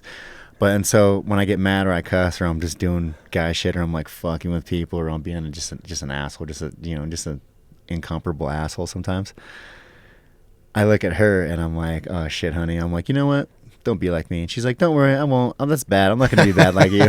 And like sometimes like her ability to draw a line where right and wrong, and she's like, I'm gonna do this or I'm not gonna do that, is so strong already, and I love it because I can't get her to do something that she does not want to do, and no one else can either. It's and the that's same with that my I'm so kids. afraid of. Yeah, I don't want her to be susceptible to other kids being like, oh, let's do this. It's gonna be fun, right? Yeah. And I'll tell you a funny story. So. I play video games a lot with friends, and I don't even remember the name of this game, but we're playing this game, and in the game you can pick like a faction. And so there's 3 factions. One of them's like rich rich millionaire guys, right? And they're all military factions. Same guns, same whatever. You shoot people, it's same shit concept. So there's like rich people, then there's like normal military guys, and then there's like Russians, right? It's like always like Russian military. That's just how wars always are. And so I, of course, pick the military, the normal American military guys. I don't pick the rich boys. I don't pick the Russians. I'm like, fuck the commies. I pick these. And so I'm playing with friends, and friends are like, oh, let's play. I'm like, cool, yeah, let's play. And we can't play together because we're different factions. You have to be the same faction to play together. Right? Oh, really? Yeah, and so I guess that's like a thing in the game. And so they're like, oh, we can't play. We could all play together. We can't play with you. What faction are you? I'm like, I'm the fucking military, like the American military. Who the fuck are you? They're like, oh, we're this guy. We're these guys. I'm like, you guys are the Russians? They're like, yeah. I'm like, you're the fucking commies? They're like, yeah. I'm like, well, that's why we're not going to play together, motherfucker, because you're a fucking commie, bro. I don't play by those rules. Right. And so he goes, oh, yeah, man, you got to change over to our faction, bro. We're this faction because this guy did it, and, we all just, because he did, so we did it. That's crazy. What's the name of the game? I don't, it's like, I always fuck it up. It's like something, it's like Zero Gray or Gray Zone. Okay. Gray Zone? Maybe Gray Zone, Green Zone. Huh. It's something like that. It's a PC game. It's a new game, and so like I want to say it's like Gray Zone. I think it's Gray Zone. Yeah, Gray Zone. Okay, it's Gray Zone. And so it's this game, and so I'm like, yeah, we can't play together because you guys are fucking commies. I'm like, why'd you guys pick the commies? And he's like, oh well, my boy Charles here picked the commies. So do you war we all picked them so we could play these different groups? Yeah. So apparently in this game it's an open map. And the map's completely open. There's different factions. So you could see players from your own faction, which you can still fight with other players. Other players are enemies. They can kill you, but there's also AI enemies in the game that'll kill you too. And there's like missions and like, it's pretty cool. It's almost like an open world. Like you jump in a helicopter and it flies you to your mission. It's fucking pretty dope. It's like actually visually it's really dope. And so when you're out there, you can get killed by other players, and so you can see players on your own faction, but they're still enemies because it's not your teammate, right? But you get to see people in your own faction for some reason. I don't know why the game's set up like that. But then the people in the other faction you cannot see. You can't see them on the map, right? And so that's just a thing. And so I'm like, yeah, we can't play together because you guys are commies. I'm sorry. And then he's like, well, just switch over to us. And I'm like, no. I'm like, why'd you guys pick the commies? And he's like, oh, well, Charles picked them, so we all just picked it because Charles. I'm like, and that's how it starts. And they're like, what? I'm like, you don't understand the choices you've made in the life that you live now. And they're like, what do you mean? And I'm like, let's roll this snowball back up the hill a little bit, huh? Right. I'm like, how did you become a commie? He goes, I'm not a commie. I'm like, how did you become a commie, right? And I'm giving him this thought process just to fuck with him because he still doesn't understand what I'm trying to say here. Right. He's thinking it's just a fucking video. Yeah, game, he's like, it's right? just a game, right? I'm like, this is life, serious, motherfucker. Yeah. This is real life, right? And so I'm like, how'd you become a commie? And he's like, I'm not a commie, bro. I'm like, you're a commie. How'd you become a commie? And he's like, I'm like, this guy said this, do this, and that. I'm like, do you know what's going on right now in the world today? I'm like, the decision that you made in your thought process is the exact reason why people still wear masks in their car by themselves. I'm like, because someone else is doing it. Yeah. I'm like, you motherfucker, so fuck him, I'm not playing with you guys. And then I got them all to switch back to the USPMCs, so now I play with them. Hell yeah. Go America, dude. Oh, America, fuck yeah. Yeah, for sure. It was so funny, though. I don't even know where that came from. But yeah, dude, that's one thing that I do breed in my house is patriotism. Yeah, straight up. And everybody knows it. Yeah. It's like, I got a big ass American flag on my wall, too. I'm like, America crazy. This, America that. I'm also like, I don't know. Going back to Hannah too. I try to be very middle ground-ish. Mm-hmm. I try not to force her to think the way that I think about certain things. Oh yeah, I want 100%. Her to figure it out. They got to be their own person for sure. Yeah, but you also got to show them the spice of life. Like, yeah, I drive an old Tundra. It's not the newest pickup or the fucking baddest ass thing, but it's like the thing's bulletproof, right? Like, it's fucking. It's what I want to drive. They're good trucks. Yeah. And I just bought a 4Runner. But it's got a system in it. It's got all the new shit. It does Apple CarPlay and does all that sort of stuff. Nice. Yeah, you get a radio. So like I will purposely, and you can ask any one of my kids, like put on some Slipknot or Slayer and pull into the grocery store at level 15, right? Because I want people to know that we're coming, dude. Yeah, like, hell yeah. And windows they get embarrassed. Windows down, arm out the fucking window. Yeah, and the back window rolls down. Dude, the brand new Tundras, the back window doesn't even roll down. So it's like you're rolling around in a Jeep, and like it's a Taliban truck, dude. Like, That's what they make the technicals out of. Yeah. But yeah, it's I think you got to let them experience that too a little bit, right? Like you got to be yourself too. So they, it's not always lead by example, right? Yeah. I'm like that with her in the car. So when I'm driving, I like when I'm in my truck, I have a big ass GMC, a 2500. It's lifted like 10 inches. And that's my truck. And then I just bought a 4Runner for my girl. So because she had an old Honda Element, and that thing's like just, I mean, it's not a bad car, but it's just old. And it's one of those box looking cars, it's right? a toaster. Yeah, it's those toasters. But it's actually a pretty good car. And like to go camping, if I were to go camping, that car's legit to go camping in. Really? Because it'll turn into its own tent. And then that particular model, that she has itself, the top comes up and turns into like a even bigger tent. Yeah, like it turned, the whole car's crazy, bro. Like it's like its own ecosystem. Yeah, they just made that car literally just for camping, just for people to go disappear in the wilderness and go camping. Yeah, the only problem, they 4-wheel drive? They're all-wheel drive. Yeah, there's some 4-wheel drive, but I think they're all-wheel drive. But they're not like lifted. They sit pretty low to the ground, right? Yeah, they're not too. They're probably they'll hop a curb pretty simply. Yeah, they'll hop a curb pretty easy.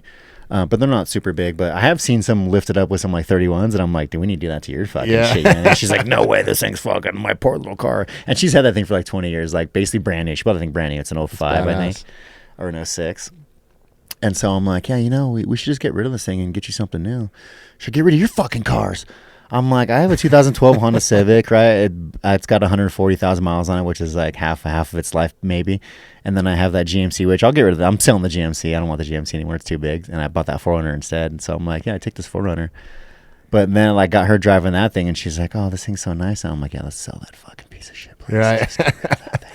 But the battle I'm going through because of the nostalgia she has with that thing is just so nuts. Right. It's crazy how cars will, like, people will hold on to their nostalgia. Like, a Beetle's a perfect example, right? Oh, like, those cars are so amazing, dude. Yeah. I've always wanted a VW Bug too, just because they're so easy to work on. If it ever has a problem, it's cheap to fix, easy to fix. Dude, just the smell of them. Like Jeremy that is normally in here helping me out with the podcast drives like an old Porsche, and it's like the horsehair seats and like shit. You know, like a proper German carbureted motors. Yeah, it's pretty dope, man. Yeah, I'm a big car guy. I love like older carbureted engines. Like muscle cars are my shit. Like I love mine those. too. I used to have an old '73 C20, an old Chevy pickup, a long bed with a 454 in it. That thing was fucking dope. Oh, dude, they knew with the what year was it? A 73 or 72. Okay. 73. It was the first year that they put the 454. I had one of my first vehicles and I didn't know it, but I was kind of like a little upset. So I had a Dodge Power Wagon, was like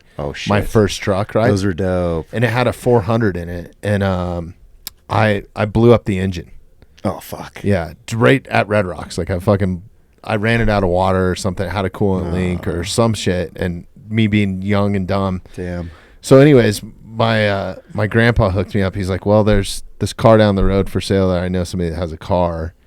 And it was a 67 Ford Fairlane, dude. Oh shit. And it's the one car I wish I never would have sold, dude. Damn. It was baby blue, but it had a 365. Is that what Ford made? 365? They had 301 and then the Ford had 351, wasn't it? The 500. I think Chevy was 351. Oh, was it 350? 385? 383. Oh, that's a 383 then, I think. I Okay. think Ford was 301. Yeah, look at that with the stacked and headlights and the scoop and fucking bro. Damn. I wish I had that car still. And that was like their competitor for the Chevy Malibu, I think. It fucking hauled ass, dude. That car, you could put people in the trunk. I would have like five or six or seven people back there. I would have. You could put 6 people in the back seat, like especially women. And I mean, it was awesome. It was all bench seats. I still had the AM radio, metal dash. Oh yeah, dude. Like, my truck was a baby making machine. And then I put air shocks in the back of it. You know, the ones you could pull up to the gas station, just so you could raise it, drop it, or raise it. Yeah, I always drove it around like a muscle car with a raised back. Look at that station wagon one. That's dope. I would take that one too, dude. Fucking badass cars. Damn, yeah, that black one right there, the manual. That's what I want. And if I would have known, I think they paid like $500 for this car, bro. I had like 27,000 miles on it or something. It was garage cap, like beautiful car, bro. Yeah, I think I paid like $1,500 for my C20. Yeah, and I think it was in good shape too, dude. The motor was good. It was a stock motor, 454, had a good turbo 400 trans in it. I built the motor up I put what I put a crank, cams in it. I put new heads on it. I left the pistons. Dude, that thing was gnarly. I used to smoke fucking people in that thing, dude. Yeah. I had like 5 or 6 tires in the back. I would smoke people in so this light. grandma car, dude. It was Dude. like baby blue, Oh, and like, you what like the pull up fuck? next to Corvettes and stuff, and just like Yeah, you could man. lay rubber for as long as you wanted, Oh, dude. dude. That V8 Hell yeah. it was crazy. I put Posi on my truck too, which I kind of regretted doing Yeah. because it fucked up my tires. But when I took off on that thing, it was so nuts. I used to smoke, dude. When I used to smoke people, and that thing was only a 3-speed too, that Turbo 400, they would be like, "What the fuck is in that thing?" I'm like, just a 454, Yeah. 3-speed automatic. That thing's a 3-speed. I'm like, yeah, dude. Badass, yeah. Those Let's old fucking carbureted go. engines too. Yeah, and I had a fucking big ass 4-barrel Holly on that thing. Yeah. I had the. I think we put more in modifications. Like once my buddies figured out like what that car was, I was like, dude, this car's Oh, badass. did They were you? like making fun of me, you know, when I first got it. And then after they fucking rode up the mountain with me one time, they were like, dude, this thing fucking moves. rips, yeah. Back when gas was like 99 cents a gallon or some shit. Like, Dude. Yeah. I was telling someone the other day, I remember the cheapest I remember gas being is like $1.10 $1. It's like 99 cents. Yeah. Boy, how the times have changed. Huh. Oh, yeah, I was telling someone else too when I was in Now we're starting California. to sound like those two cliche old dudes, right? Fuck, yeah, yeah. like Robert De Niro and shit. When I first started driving, gas was like $2.30 a gallon, I want to say, in California. And then by the time I left, it was like 5 something in 21. And then when I came out here, it was under $2. And I couldn't fucking believe it. I was like, what the fuck? I knew everything was It's like cheaper $7 or everywhere $8 else, a gallon in LA right now. yeah, I it's think, crazy, isn't it? Yeah, like that sunshine tax is a motherfucker, dude.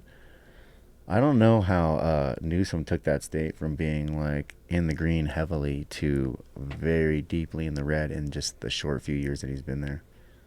Yeah, it's insane, man. It's a crazy model, but man, it is from a beauty standpoint. And I always lived by the beach when I was out there because I was doing better in life. And Honestly, like, anywhere you live in California is fucking beautiful. Like the weather is just or you amazing can everywhere. be to a beautiful spot. Yeah, in within a a short 15, amount 30 minute of drive time. tops. Yeah. Like even living in Simi Valley, you could be in Malibu in like a half an hour, right? Yeah, it was like 20, 30 minutes to get to the beach. Bro, that's depending like- how fast I drove. If I wanted to go to the mountains, like Big Bear was like an hour. Mountain High was an hour. Big Bear was like an hour and a half, 2 hour drive. I was like in a very good area for like that kind of stuff. Yeah. But then like also in a city, right? Like, and it was really like when I moved out of LA, I was like out of the city. Well, but it Simi's was, like, changed still so pretty much big. too, dude. Like even Yeah. it's exploded. It's still very big, yeah. It's Yeah. still pretty big, and they're only getting bigger. Like when I first lived in Simi, I want to say the population was like under 100,000, and now it's like Was a it few, really? Yeah, it's like a few gotta be a- 100,000 there now. It's Oh, it's crazy. got to be more than that, right? I don't know. I mean, maybe. they have every might be big even box close to a fucking million. thing. Like, Yeah. well, they're I'm building kind of shit. considering like Thousand Oaks isn't far from there, right? Like that's kind of Yeah, part of Thousand that. Oaks. 'Cause, It's like, all just blended together. I mean, there's that one little pass where you go through the orchards. yeah, coming go through down Wood the Ranch. hill. Yeah, Yeah. go through like Wood Ranch area, that back little road. Olson Road was the name. When's Damn, the that's last time crazy. you've been there?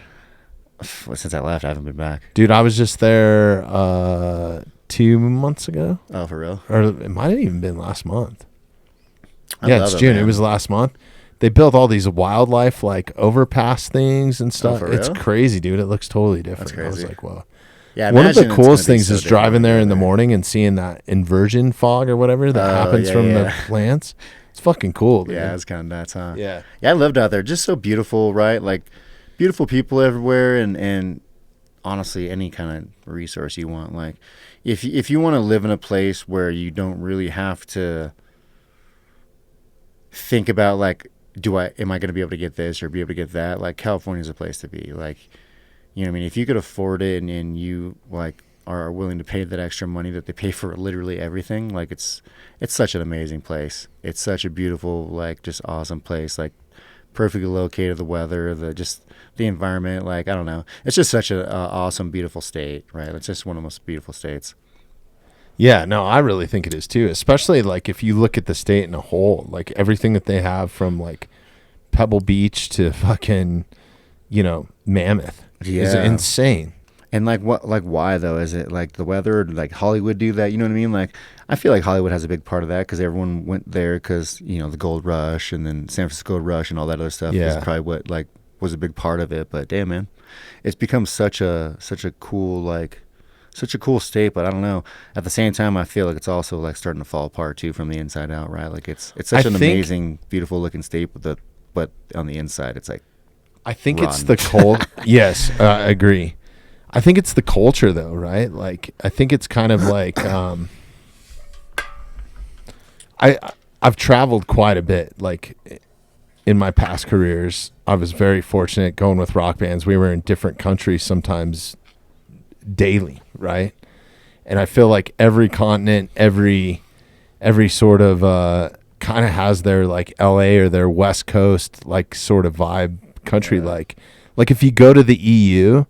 Like, it's definitely Portugal. Like, you go down there, dude, and it's just surf city. Everybody's fucking cool. When I was there, every drug was legal. Like, everybody's like, they have their own, like, shaka, bro. Like, you feel like you're, like, on its own little island. But then you go to Italy or something, you're in these beautiful spot. But people dislike Americans so much that they'll cross the sidewalk if you're an American walking down the sidewalk, you know what I mean? So like where there it's like I think a lot of it is culture, and I feel like LA kind of has that vibe. It's got that melting pot vibe, but then also it's got everything that you want. If you want to be a 909er and fucking live that lifestyle, if you want to go ride professional motocross, if you want to be a pro skater, if you want to be in Hollywood, it's not just Hollywood. It's like it's a melting pot of like anything that's great almost other than like NASCAR. It really and even is the those place guys to go are living there now. Anything. Yeah. It really is a place to go. I forgot what I was gonna say. Yeah, it's like it's such an amazing place because they have so much diversity there, right? Like I was telling someone else about this too, like the food. Like, okay, out here in Denver, I can't find good ethnic food out here, bro. Like I'm telling people and they're like, oh, you gotta try this Mexican place, you gotta try this it's different. It's I'm Southwestern. Like, that place is fucking dog shit. And then I'll talk to me and Alex have a big fight that we always do, me and him, because he's from Texas, so he's like Tex-Mex is the way. Tex-Mex sucks, dude. And I'm like, gonna say that publicly. Tex-Mex is fucking trash, bro. It's such garbage. It's your watered down Mexican food is what it is. Your shit's watered down. Yeah. So I'm like talking to him, and I'm all about breakfast burritos. I'm a burrito guy. I like tacos too, but like if I eat a breakfast, I don't eat breakfast tacos. I'll get a breakfast burrito. Alex is like breakfast tacos. So we're always like taco burrito, right? We always go back and forth. But I remember I was telling him, I was like, dude, we can't find a good ethnic food out here. And he's like, oh, we gotta try this place. And we tried, and I'm like, yeah, this place fucking sucks. And then he's like, dude, this food's good. And I'm like, dude, honestly, you really have no fucking clue what good food is. Like, you need like.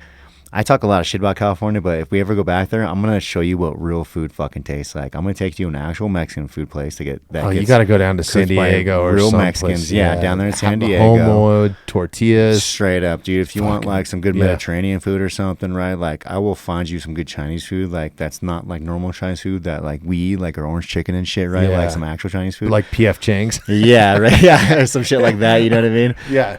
Like you find shit like that in California, and it's not really, and it's never like a franchise. It's always a little mom and pop. Unfortunately, man, a lot of those places don't want to go in. Well, I found have just like fucking taken serious. COVID killed them. Oh yeah, it killed them, dude. Like there's a lot of those places that were open where like.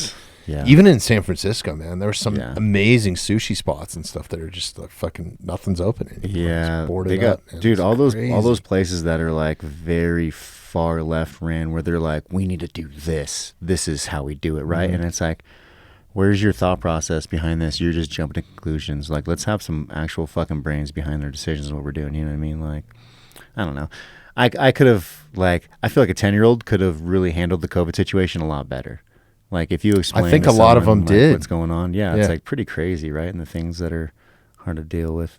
But then, like I don't know, I don't want to get too crazy in the shit. But then there's like other stuff that's hard for me to deal with now, like trying to talk to Hannah about like dudes dressed like girls and vice versa, right? And like sing that shit, and then she's confused and she's asking me like, dude, okay, I'll tell you this story. So That's a tough one, man. Yeah, and it's hard for me, especially when they start teaching it in school. It's like, what the fuck are we doing, man? Like, these kids are too they're kids. young. Let them be kids. Yeah, exactly. Like, let them go out in the world and they run into someone that's like that, then they run into them, right? But why is that something that's taught? Why teach them teach them financial responsibility? I'd rather you teach them that than, you know what I mean? Why this guy feels like he's okay to dress like a girl and compete against girls. Right. Or that you have to make a choice at that age, right? Like, you're not even developed. Bro, like, they can't buy cigarettes or anything. Like, you're going to, you know what I mean? Like, I don't know.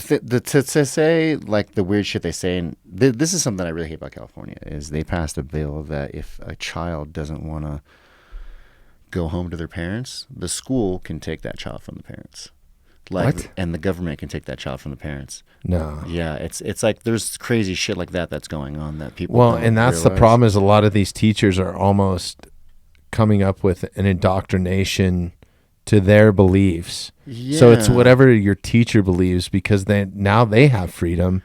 So if they're let's say that they're a transsexual teacher, what do you think that they're going to, I mean, hopefully they're a good person, but their values are going to come out one way or another. And like, I was influenced even at my age by my teachers and some of their values politically and all kinds of stuff. And here's my thought process on it. Like, let's say Hannah does have a teacher and it's like a trans man or something. Like, that's not really going to bother me until he tries to push stuff on her. You know what I mean? Because it's like, what you're doing is an adult thing, right? Like, and for you to talk to a child and try to talk to it like it's normal, I'm going to have a problem with that because it's not fucking normal. The only reason why you exist is because medically we created something that allows you to do what you did today, right? And so that's not fucking natural. No matter what you say is never going to tell me or convince me that that's natural. So for you to try to convince or talk to my daughter about that kind of stuff is really going to get your fucking ass kicked. You know what I mean? Like, well, kids just shouldn't have to make that decision. Their brains aren't fully developed. They should be allowed to be kids. Yeah. And I don't think there's a reason why we have age limit on things. 100%. And alcohol included, right? Exactly. It's like there should be an age limit on that too. They have to develop, right? Like, and admittedly, like I did drugs and did shit when I was younger, right? And I probably shouldn't have, but like, you know what I mean? Like, I've been around at a young age. I've been around people like that. I've been around people who cross-dress, and I've been around, like, I've had uncles who were like shitty people who tried to molest me and stuff like that, right? But I've, like, that kind of stuff's never happened to me because I've always been like, no, what the fuck? Like, my borders have been really good. And that's something I want to tell you about Hannah that I really love that she picked up from me, which I hope she picked up from me, is that border thing, because that's what's kept me safe from that kind of stuff. Right, where that stuff's been introduced to me, where I've had someone try to fucking molest me or touch me like an uncle, and I'm like, what the fuck are you doing? Get the fuck out of here, right? And I'm like a small child, like, telling him this, like, where I'm like, wow, I'm like, you know what I mean? And it's hard for me to realize that other kids don't have that, you know what I mean? Because I did, because I was in whatever situation I was when they gave that to me. And so, but anyway, like, to have them be forced upon that kind of stuff and not just like go play and be kids, right? Because I'm gonna be honest, little girls and little boys do think about sexual stuff sometimes, but it's not like the way they think about it, right? Like the way they think about it is harmless. It's not. They just don't know, so they feel things, so that's it, right? And so that's part our of it, job, figuring it out, man. Yeah, and it's our job to explain it to them, right? But that comes with age, right? It's not like 5 or 6 year olds are fucking touching each other, doing shit. Like, yeah, maybe somewhere fucking around, but that's not like, you know what I mean? That's just kids messing around. Here's the other issue it's too: not adults with kids doing shit. Our stuff was censored. I mean, and the first naked woman that I saw was in a treasure chest in the back of the woods that we had to like hike to, because my cousins had a Playboy magazine or something, right? Yeah, and that's like I wasn't never out. Now I think that it's a kid could accidentally see pornographic images. Well, yeah, the internet's a motherfucker, right? Yeah. Like, you can't hide shit now because of the internet. But like, you know what I mean? Like, but they still don't. Like, when I was younger, we mooned each other and shit. Like, that was like a thing. So it wasn't like perverted or anything like that, right? Like, we all did. Now stuff you like get that. arrested for that. Yeah, like, you get in trouble, and like, I don't know. I just feel like none of this sexual stuff never even was a thing before. And like, where did it come from? Like, you know what I mean? Like, why is it being pushed on this? And I don't know. I think it's kind of weird. And I'm not like against like anyone being trans or anything like that. I want anybody to be able to do like the LGBTQ community or anything, but I'm against them trying to just. I'm against the way that I feel like they've been taken over. I don't feel like it's actually them. I feel like they've been taken over by the extremists. In their group. I know. If you've talked to some of them, I think that they feel the same way. Yeah. Now it's been used as leverage as a political thing. And here's the other thing is like, people identify as that because you can get further in certain things now, and they're not even part of the actual community, right? Like they're not. I don't know. It's a double-edged sword, right? And you're seeing that in schools, big time now. And I'm okay with anybody being whatever the hell they want to be. Identify as whatever you want to identify as. Yeah. But don't tell me or my family how to identify, or I'm okay with you even expressing why you did it, right? Yeah. But there should be no indoctrination, just the same as I shouldn't indoctrinate somebody else's kids to be a roadie, or you to indoctrinate them to go be a UFC fighter. Yeah. Like there's no... You have no say in other people's shit. Like, mind your own fucking business, really, is what I'm trying to say, I guess. And so, I feel the same way, man. Like, I just feel like people have been taking over, but I don't know. It's crazy. Like, just the shit that's going on, and I don't know. It don't make sense to me. But now, like, as a father, like, it's crazy the shit that I see and the things that I pay attention to. Mm-hmm. And so, like, going back, what I was going to tell you was, so we were getting a package delivered one day at our house, and my God. It was a HelloFresh box. We're getting a HelloFresh box. And so I'm walking out as the lady's walking up to my door, with the box. And I'm like, hey, can you put that inside for me, please? My hands are full. And she just drops on the ground. I'm like, oh, I'm sorry. Can you put it inside for me, please? My hands, I had a bunch of shit in my hands. And she's like, oh, okay. So she grabs it inside. I'm like, thank you. Shut the door. I lock it. She walks off. And I'm like, my door, you walk this way and you go this way. And then you walk out of the apartment that I lived in when I first moved out here. And then there's like stairs right here to go up. And Hannah's out right there, and she walks she's almost like around the corner. And Hannah goes, was that a boy or a girl? And I just started laughing. It was a girl. I started laughing, right? I cracked, right? I broke. I started laughing. I was like, that was a girl, Hannah. Right? And then as I say that, I look up, and she's like right there. She's in ear's distance. She hears Hannah, right? She turns around, she gives me a dirty look. And then so I just like, I shrug. I'm like, you know what I mean? What do you want me to say? And so I'm like, that's a girl, Hannah. She's like, she doesn't look like a girl. And I'm like, I know. Here's the thing, Hannah. Sometimes you're gonna see girls dressed like you're gonna see girls dressed like boys. You're gonna see boys dressed like girls. I don't want to tell you it's normal, but you're gonna see it. People want to be who they want to be, honey, and so she just feels comfortable wearing those clothes. So that's what she wants to wear. So that's what she wears. And she's like, well, that's confusing. I like wearing dresses. Why doesn't she like to wear dresses? And I'm like, the age-old mystery that no one's ever going to know, Hannah. I'm sorry. And so I start laughing, and then I start cracking up. And we're walking to the car, and then Hannah the whole time is like, I'm so confused, right? Like, just talking about it. And trying to figure it out. Yeah, and I'm like, in my head, I'm like, damn. And let me just describe how this girl was dressed. She had big ass pants on, jeans, like Jinko jeans, like back in the day that rollerbladers used to wear, like those big. Which are popular again now. Are they? Are they really? I've been seeing some fucking kids in them, dude. Those things are fucking crazy. So stupid.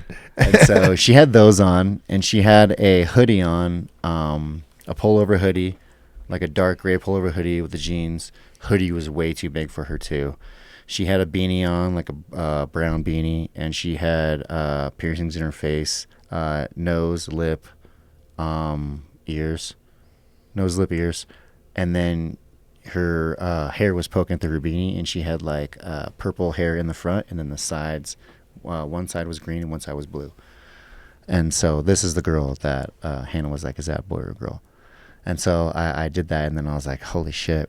And then another day we were at Chipotle, and there's a dude, and he's in a dress, and he's a vagabond. It's just some homeless dude, right? And he's clearly not homeless because he was in a bad situation. He's a drug addict, and he's just fucked up. And so he walks in Chipotle right before us. He's in line. He's talking to a lady, which I couldn't make out what he was saying. The lady's trying to make out what he was saying, couldn't make it out. And the guy starts getting aggressive, starts yelling at him. And then the lady's like, hey, I'm not going to serve you. Just get out of here, And the guy's got bags. He's got a dress on, like a wedding dress kind of dress. Like, it's crazy. Oh, shit. Yeah, it's weird. Like Dennis Rodman style. Yeah, a big fucker, too. Like, he's tall, like 6 foot tall motherfucker. And so they're like, yeah, get the hell out of here. We're not serving you, yada, yada. And he's like, I'm going to fucking kill you guys. I got a knife. I'm going to stab you, this and that. And so the manager comes out, and he's like, hey, get the fuck out of here, right? And then Hannah's next to me, and so I put Hannah behind me. And the guy turns and looks at me.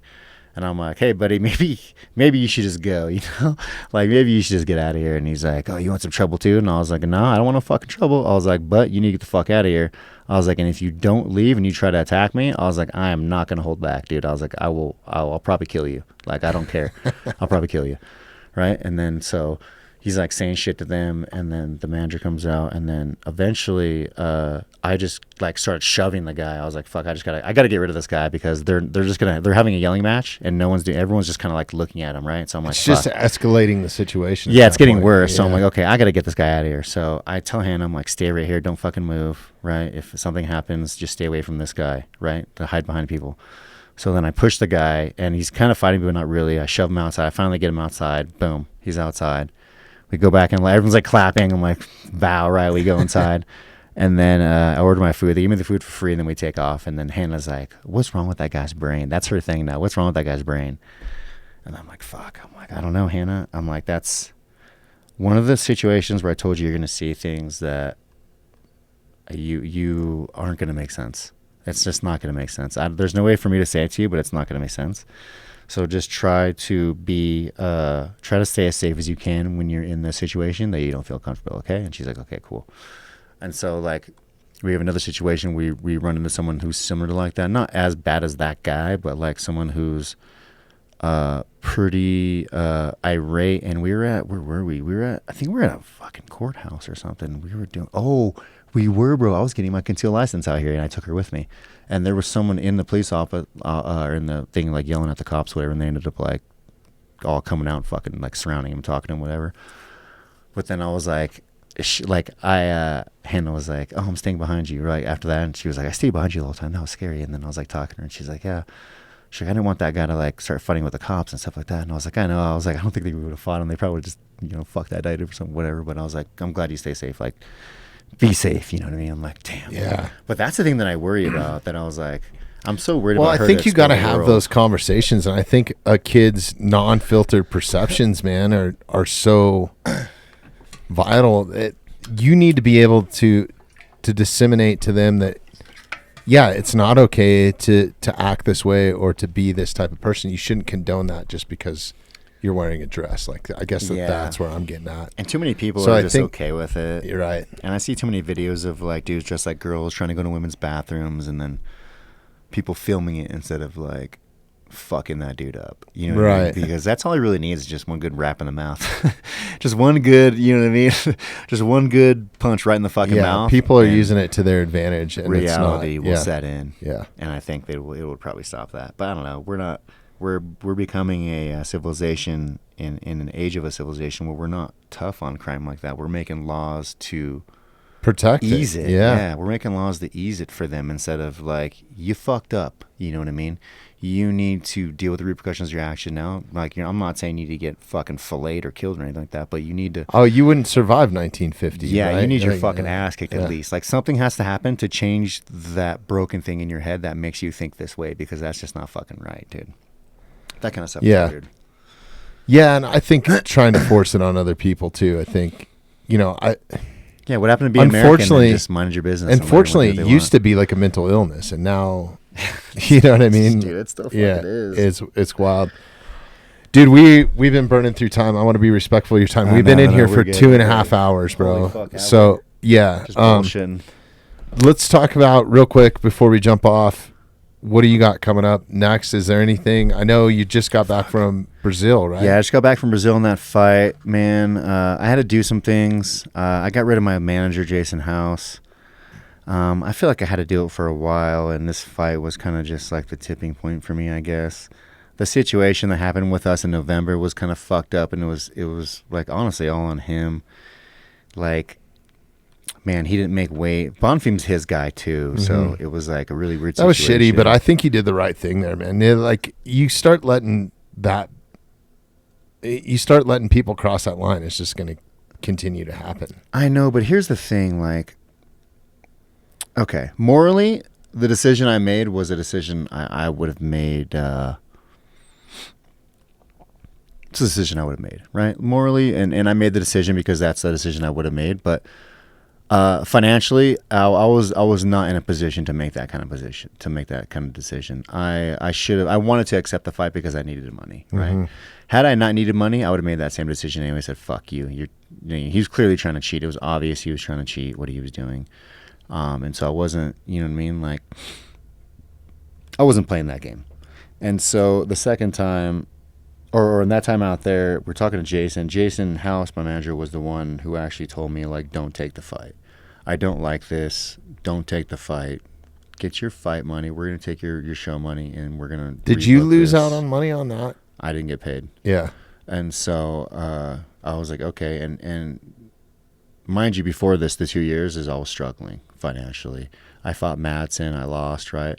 And then I got injured. I had hip surgery later that year, and then I was coming back, got injured twice coming back, had to pull out of 2 fights coming back because I got injured. And then I was just like, I don't know, man. When I knew I had to get surgery, I was already kind of in a bad spot because I moved out here, and it cost me a lot of money to leave California, and California is like still trying to take money from me because of moving out of there, and they're trying to like do some weird tax shit with me right now. It's kind of crazy what they're trying to do.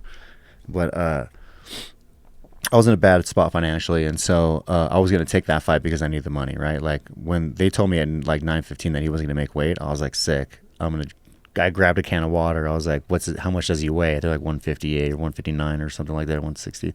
I was like, cool. I'm like a pound away. I think I was like 158. I was 158, and I was like, cool. I grabbed a thing of water, and I was like, sick. This is the weight right here. And they're like, nah, fuck that. You're going to make weight. You're not going to not make weight. You're going to, you know what I mean? You're going to be professional. You're making weight at least. We're going to take his money, or we're going to walk away. And I was like, well, I don't know about walking away and getting paid because I know Dana doesn't like it.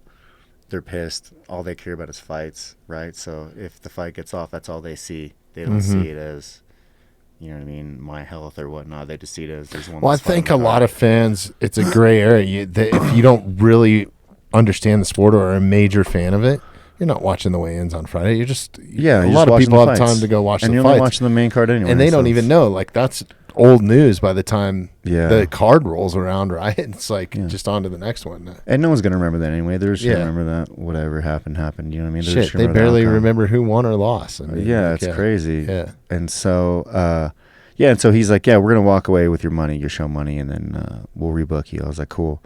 I was like, but I know Dan doesn't like this, so are you fucking sure? Because I don't want to do this, cause a problem, right? I've been in the UFC too long. I'm not trying to. Don't want any bad blood there, right? Yeah, I'm not trying to all of a sudden. Thing you need. Yeah, I'm not trying to all of a sudden just be some little asshole towards them or with them. You know what I mean? Like, I've always had a really good relationship with them, and that's probably the thing that's kept me in there the whole time, right? My fighting and my relationship with them. Mm-hmm. And so he's like, no, don't worry about it. I got you. Just make weight. We'll walk away. You take your fight money, your show money, and then we'll rebook you. I was like, sweet.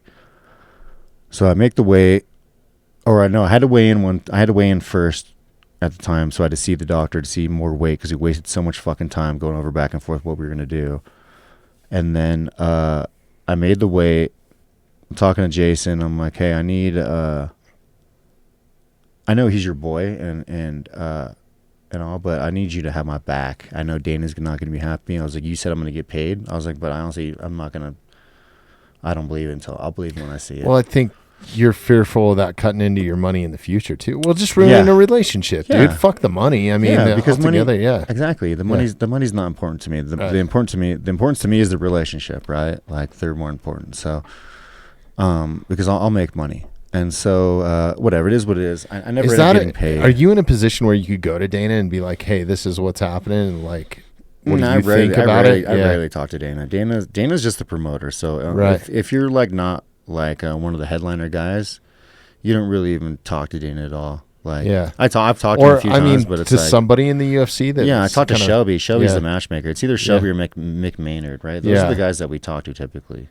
So the only time you talk to Dana is if it's like a big UFC and Dana's even there. Other than that, you don't really even talk to him. And then obviously they're going to turn around and tell you what's in the best interest of them making money. Right? So it's a negotiation. So you're going to be in there talking. You're going to be going back and forth. So that's like when I negotiated my contract with Sean. That's literally what it was. We were just going back and forth, right? And he's like, I'm like, I want this. What about this? What about this? What about that? You know what I mean? And it's like, okay, well, let's find a happy medium. And that's how negotiations work. Yeah. And I think that's something that a lot of guys don't realize is the first fight in the UFC, your first contract, yeah, just sign that first contract, get in there. But your second contract, you have negotiating terms. You can talk to them, right? Like, they're people too, so right, they're a business. So as long as you're not going in there and being like, hey, I came here and I just whooped one dude's ass. I think I want like 100K a fight now. You know what I mean? Show up and then maybe some extra bonuses, some other shit. Of course they're gonna fucking laugh at you. You know what I mean? Right. But if you know your worth and that's it. To ask for what you're worth. yeah, if you're a numbers guy and you know what's up, like you will have no problem talking about it, right? And so I think that's a big problem why a lot of guys don't like their contracts in the UFC is because they're not good at negotiating. They don't have the confidence to negotiate, or they don't feel like they could be that way to those guys, right? Like, And that's where management comes in, right? yeah, and so managers are supposed to be the guys who talk in between, or like the bulldogs for you, basically have your back. And when they say something that they don't like, your manager's supposed to bite them. You know what I mean? Like that's how Good it cop, works. bad cop. Yeah, type exactly. mentality, huh?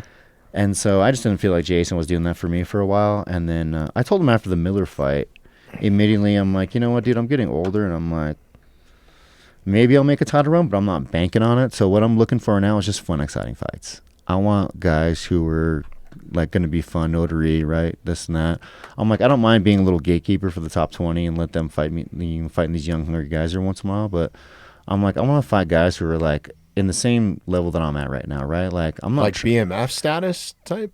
Oh, maybe Yeah. or just fighting, just having Yeah. fun fights. You know what I mean? Like, for instance, fighting like Miller, right? Or like if I were to Yeah. fight like Lazan, or fighting like Cowboy, or like, you know what I mean? Like fighting fights like that. Someone who's like a good fighter, right? Not necessarily someone who's trying to make a title shot, but someone who's a good fucking fighter that's up there, right? That would Yeah. be a good, exciting fight. And so I'm like, I don't mind fighting for all these young, hungry kids, right? But it's just like, dude, what do you like? What am I to you? Am I just? Are you using me as a fucking pawn piece now? Like, am I just? Now you're using me to build up your other guys, which is, understandable. That's the name of the game. But I already told you that's not what I'm trying to do. I'm not trying to make a title run like these guys. I'm trying to fight other guys who are in the same situation that I'm at, right? Like, I'm trying to fight these other guys who are going to be fun to fight, right? I'm not trying to, I don't have anything to prove out here, right? I'm not trying to do shit like that. I'm trying to have good, fun fights with guys. I'm trying to have good memorial fights with guys, right? Like, I'm trying to get these good money fights, possibly. And so, wasn't happening, and then this fight, the whole thing happened with Bonfim and the money, and then I didn't get paid, and then, you know what I mean? He's like, not even a fucking apology, right? And I'm like, dude, I still need a fight. I never got a fight. And then I'm like, dude, when we were out there, I was like, book me with Bonfim again in like 2 fucking weeks. Make this asshole come to the States and remake weight. He's like, oh, he's not going to rebook him because he's in trouble because he didn't make weight. They're like, they're going to backburn him. I'm like, okay, cool. Well, get me a fucking fight because I need a fight because I still need some fucking You didn't do anything wrong. Yeah, I didn't do anything wrong. I made weight. You know, we were still out there, so I didn't know if I was going to get paid or not yet. And so I'm like, I need money still, so let's get me another fight. I didn't get a fight until I got matched up with Bonfim again in, when did we fight? May 4th. Yeah, dude. And so I'm like, It's like 6 months or something. yeah. Man, And so we got the fight, and then I'm like, hey, I actually had another fight for that card. And so I had another fight for that card for 2 weeks before the Bonfim fight got signed. And then I didn't get a contract or anything. And before that happened, I told Jason, a lot of guys don't do this, but I have a contract with Jason, and in the contract, I had him put a cancellation clause for me so I can fire him. No strings attached if I need to. I just got to give him 30 days notice. I don't think anyone else does that in their contracts, but I had him put some certain things like that in the contract for me, right? Because I just don't trust fucking people. They can't be trusted. And so when that first shenanigans happened, I hit him up and I was like, I'm exercising this 30-day cancellation clause and you're fucking fired.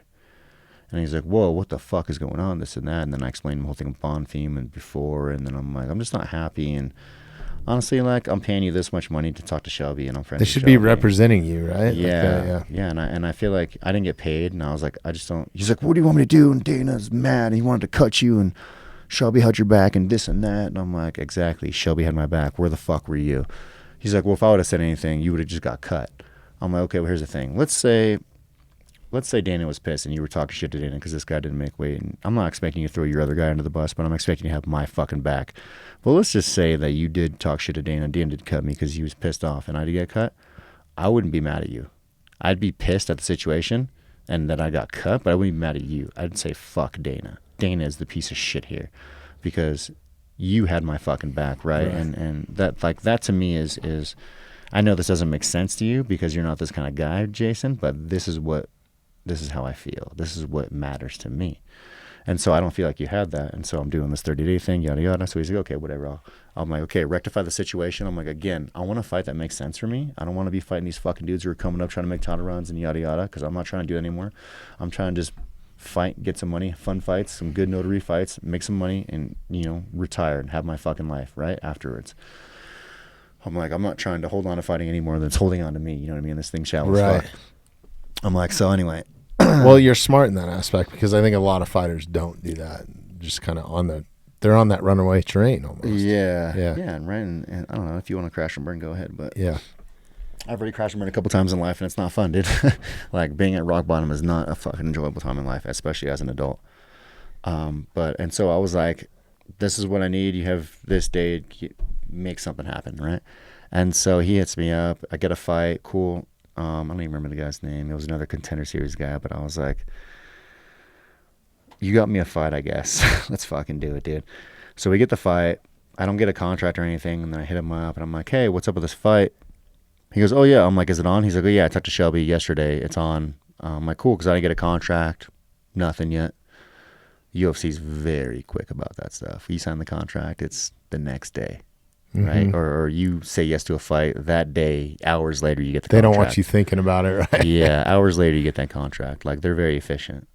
And so, like, the staff in the UFC is actually, they're really good at their jobs. Like, that's why the UFC is so good at what they do. Is they're amazing as a production, man. Yeah. They're unbelievable. That's what has set them apart from some of these other organizations. Man. Everybody that works for the UFC, they're like a family company where everybody knows each other, right? Which is really awesome, but also like a little cliquey, right? Because of clubs. But everyone's really good at their job, and they're all really amazing, loving people. Like I love everybody that works for the UFC. There's not someone that works for the UFC that I'm like, I don't really talk to that guy. There's not someone like that I don't talk to. They're all really just people that you like. They're people that are hard to love, they're hard not to love. You know what I mean? They're people that are hard not to like. Like, you just. That's good to know, man. Because I think as a fan, you're giving them money. Yeah, you know, right? You know what I mean? Like, you're supporting them. You're supporting them. So to support people like that is it's very rewarding, right? It's almost like paying money to a company that doesn't give a fuck about you. And, right. There's a reason why I only have certain sponsors in here, and there's a reason why I only like paying Pfizer, shop at certain spots. Yeah, paying Pfizer to keep you healthy. Exactly. Which is crazy, because we've been hit up by some, not by pharmaceutical companies, but we've been hit up by some crazy sponsorship. I'm like, did you even listen to the podcast? Like, they don't here, care. go listen to this. Go listen to episode 173 with myself and Vince. They don't give a fuck, bro. They don't give. They're like, oh, you'll make us some money, right. Okay? Yeah, like I'm out here selling to pins or something. Yeah, No, that's awesome. That's just how it is. So they're all really cool. Awesome. So sorry, back to how do you go about? And I know we're making this longer, so you just cut me off when you're ready. No, you're good. How do you go about shopping new management? Like what? Oh, honestly, I was just gonna do it myself for a little bit. Yeah. Like, I was talking to somebody else, but I don't know. I might just do it myself. But like, I don't know, man. Like, it's really like hard. Represent yourself. Are there guys that do that? There's lots of guys that do that. Yeah. I mean, I'll say the UFC would prefer you do that. Okay. Like, before, I remember it was like kind of an issue. Like, Dana and like Joe Silva especially didn't like managers. Like, Joe Silva was a matchmaker back when I first got in the UFC, and he did not like managers at all. So like, I remember we would fight, and then I'd always get like an extra check in the mail. Like, right, I made 8 and 8 for a fight, and I would get a $10K check in the mail, and I'd be like, what the fuck is this? I'm like, is this like a fuck you? Like, go away now? Oh, what is this? And then Silva was like, no, that's like a thank you, but that's like for you. I'm like, what do you mean for me? They're like, that goes to you, not your manager. So you made your 16K like your for own your fight bonus. Yeah. You paid your manager your 20% or whatever. You paid your coach your other 10%, whatever you paid your coaches. This money is not for them. This is just for you. This is $10K for you. Right, because they probably as managers, they're like, these fucking sharks. It's like dealing with lawyers almost, right? Yeah, they call them Klingons. And I'm sure that there's good and bad ones out there. Yeah, there's definitely good ones, bad ones. But the thing is, I wouldn't really so much say it's good and bad. You want someone that's going to have your back. You want someone who knows what they're talking about, who's going to have your back, right? Because you could have someone who's just like shitty, like, right, not really so good at numbers or knowing that kind of stuff, or, you know what I mean, what they can ask or get out of them for money-wise. You know, not really someone who's like monetarily like wise that way. but will fight for you and you know what I mean, be so good in other aspects that they'll like make you grow in that, you know what I mean? Like they'll get you sponsors or you'll have relationships with other people and things like that, right? Like, so it's kind of just like pick your poison kind of thing, you know? Right. And at first Jason was really good. Like I got some like monthly sponsors where I was getting paid monthly for stuff and I was doing videos and stuff like that and I liked it. But then like once the UFC sponsor thing came around, Reebok came around and we couldn't do that anymore. Like we couldn't have our own sponsors. That kind of like went down the hole. And then yeah, because you were kind of around at that old school era when you could. Yeah, I was like, pre Reebok. Before we wore our own shit. So my first couple of UFC fights, I wore my own like shorts and shit out there, right? And sponsors. And, bro, I made like my first fight. I think I made like $15K in sponsors. I made more in sponsors than I did to fight.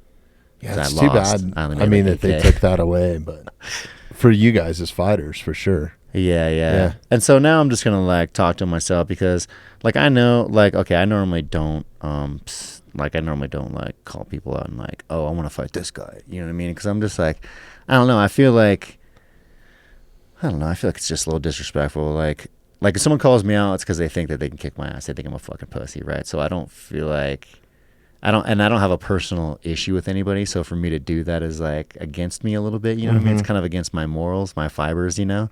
Like if I don't know anybody, I'm not going to talk shit about them if I don't, you know what I mean? Like that's become such a part of the sport. I mean, ever since your McGregor era, right? Yeah. Like that's, and I'm just not that. Because I'm a real fighter. Like when I fight, if I'm fighting you and we're fighting, it's because I'm fighting for a fucking reason, right? And the reason isn't because I'm trying to let you walk away unscathed, right? And so like it's different. If I'm gonna be that kind of person, then I'm gonna fucking actually try to hurt you and not just fight and compete. And so my fighting's always just been competing, right? Except sometimes I get mad. I'll get mad, whatever, and then I'm like malicious, but. That's just how it is. Right. I get it, man. Oh, but yeah, so I don't know. I'm probably gonna figure it out, do it myself, but I just feel like I had to do that, man, and I feel like I had to either retire from fighting or fire him. Yeah. It was like either or. And so I was like, maybe I just go start working now and just, you know, make my silent descent out of here. Oh, don't make a silent one, man. Like, but then, yeah, but I'm not, I don't know. I'm not an attention getter though, right? Like, well, you don't have to be, man. But I think don't make a silent one, man. Like, take your cake and fucking eat it, dude. Yeah, I mean, I probably will. Like, I'll put something on social media and stuff, but I'm not like I don't know what. I'm not gonna be like looking for anything. Like, what do you, you know what I mean? I don't know. I feel like when people do that, they're looking for people to do something. I don't know. If I retire, it's because I'm just like. Like, do you think that you'll retire in the octagon, or do you think it'll be just a silent dispart? Oh, I don't know. I never even thought about that. Yeah. I never thought about like doing that, but like, I don't know. I don't think. Here's my aspect. I've been in the UFC a long time, and I feel like I am. I think I am one of the guys who people who know fighting know who I am, right? Like people who are fight fans who actually keep up on fighting know who I am, right? It's just usually the casuals who don't know. And so I feel like even with that, I'm like, I don't know. I feel like it's kind of just like, look at me, you know, if I were to do that. And I'm like, I don't know. I'm just such... I don't know. It's just, but I think there's a way to do it with class. Like, yeah, you know, Cowboy did. Yeah. I feel like if I could have like a Cowboy Frankie retirement, did, you know, if I could have like, a Cowboy retirement, that to me would be like the perfect retirement. Sure. How Cowboy retired, honestly. Like, that is like perfect. You walk off into the sunset and fucking do you, bro. Like, yeah. You know what I mean? If I could retire like that, I would die the next day and just be happy. Like, you know what I mean? Like, that's how perfect a retirement Cowboy had, I feel. And so if it could be like that, like it could be like that. You know what I mean? That's ideal, but I don't know. My life is so fucking nuts and so hectic. Nothing's ever just a fairy tale like that. It's like I think the Punisher type of story where shit's fucked up, but you could really just feel for it and my enjoy favorite it, you superhero know? movie ever. Yeah, He's not even a straight up. superhero, right? Yeah, He's just the a normal anti-superhero, dude. yeah. And again, that's my guy. So yeah. That's funny. My old coach used to call me Punisher because that's like who my mentality, right? When I used to fight, he was like, we all had superhero names. All Punisher. That's badass. Well, dude, I'm wishing you. I can't wait to watch you fight again. Please let us know. It's been too long since you've been in here. I know the last time that we were in, which was episode 101. This is 173 now. Woo! Dude, yeah. So there's a big gap in there. We'll get you back in here sooner, but yeah, hopefully I'll fight soon this year. More importantly. like, let's get out and go do something. I know you wanted to go shoot bows last time. Like, let's actually go fucking do that, I'm dude. down. Let's you know go. what too is I need to go shoot my bolty still. I bought a 308 a bolty for hunting. Nice. I bought some sick ass glass for it too. Nice 18x Leopold for it, and I haven't even shot that fucking thing yet. I want to go. I want to go. I need to go zero. I don't shoot much guns, sucker. But I'd be down to go you're with bow you, guy? dude. More of a bow guy? Oh, yeah, sick. yeah. I'm an archery guy, but I want to get a bow. I know a few people that have some ranges and shit around here. Oh, so for real? we'll figure it out. Oh shit, yeah. I need to go shoot more. I need to get more proficient with a gun than I am. Like, I'm more proficient with my bow than I am a gun. So yeah, I'm good. Like with my pistol, I'm dirty with my pistol. My M4, I'm good with. A shotgun, you don't really need to aim with that. Yeah. And so I just want to. The equalizer. I want to hone. I want to hone this sniper rifle. Because also that's gonna when I'm. Well, shit, you need to give me some shooting lessons then. Yeah, dude. yeah. That's what it sounds like. So. Well, yeah, I've actually taken some lessons, some tactical lessons and things like that. So I'm like pretty well versed, and I have friends who are military guys who've taught me some stuff too. So I've always like been around guns and into it. Have you thought about doing anything in any other sports, like Action tactical games or anything like that? Or yeah, honestly, like, oh man, I would love to do something like that. It's something that's like competitive but tactical. Like that, I think that would be awesome. I don't really know what I would do though. I would just love it. Mm-hmm. Like I'm super competitive. Have you seen the tactical games? No.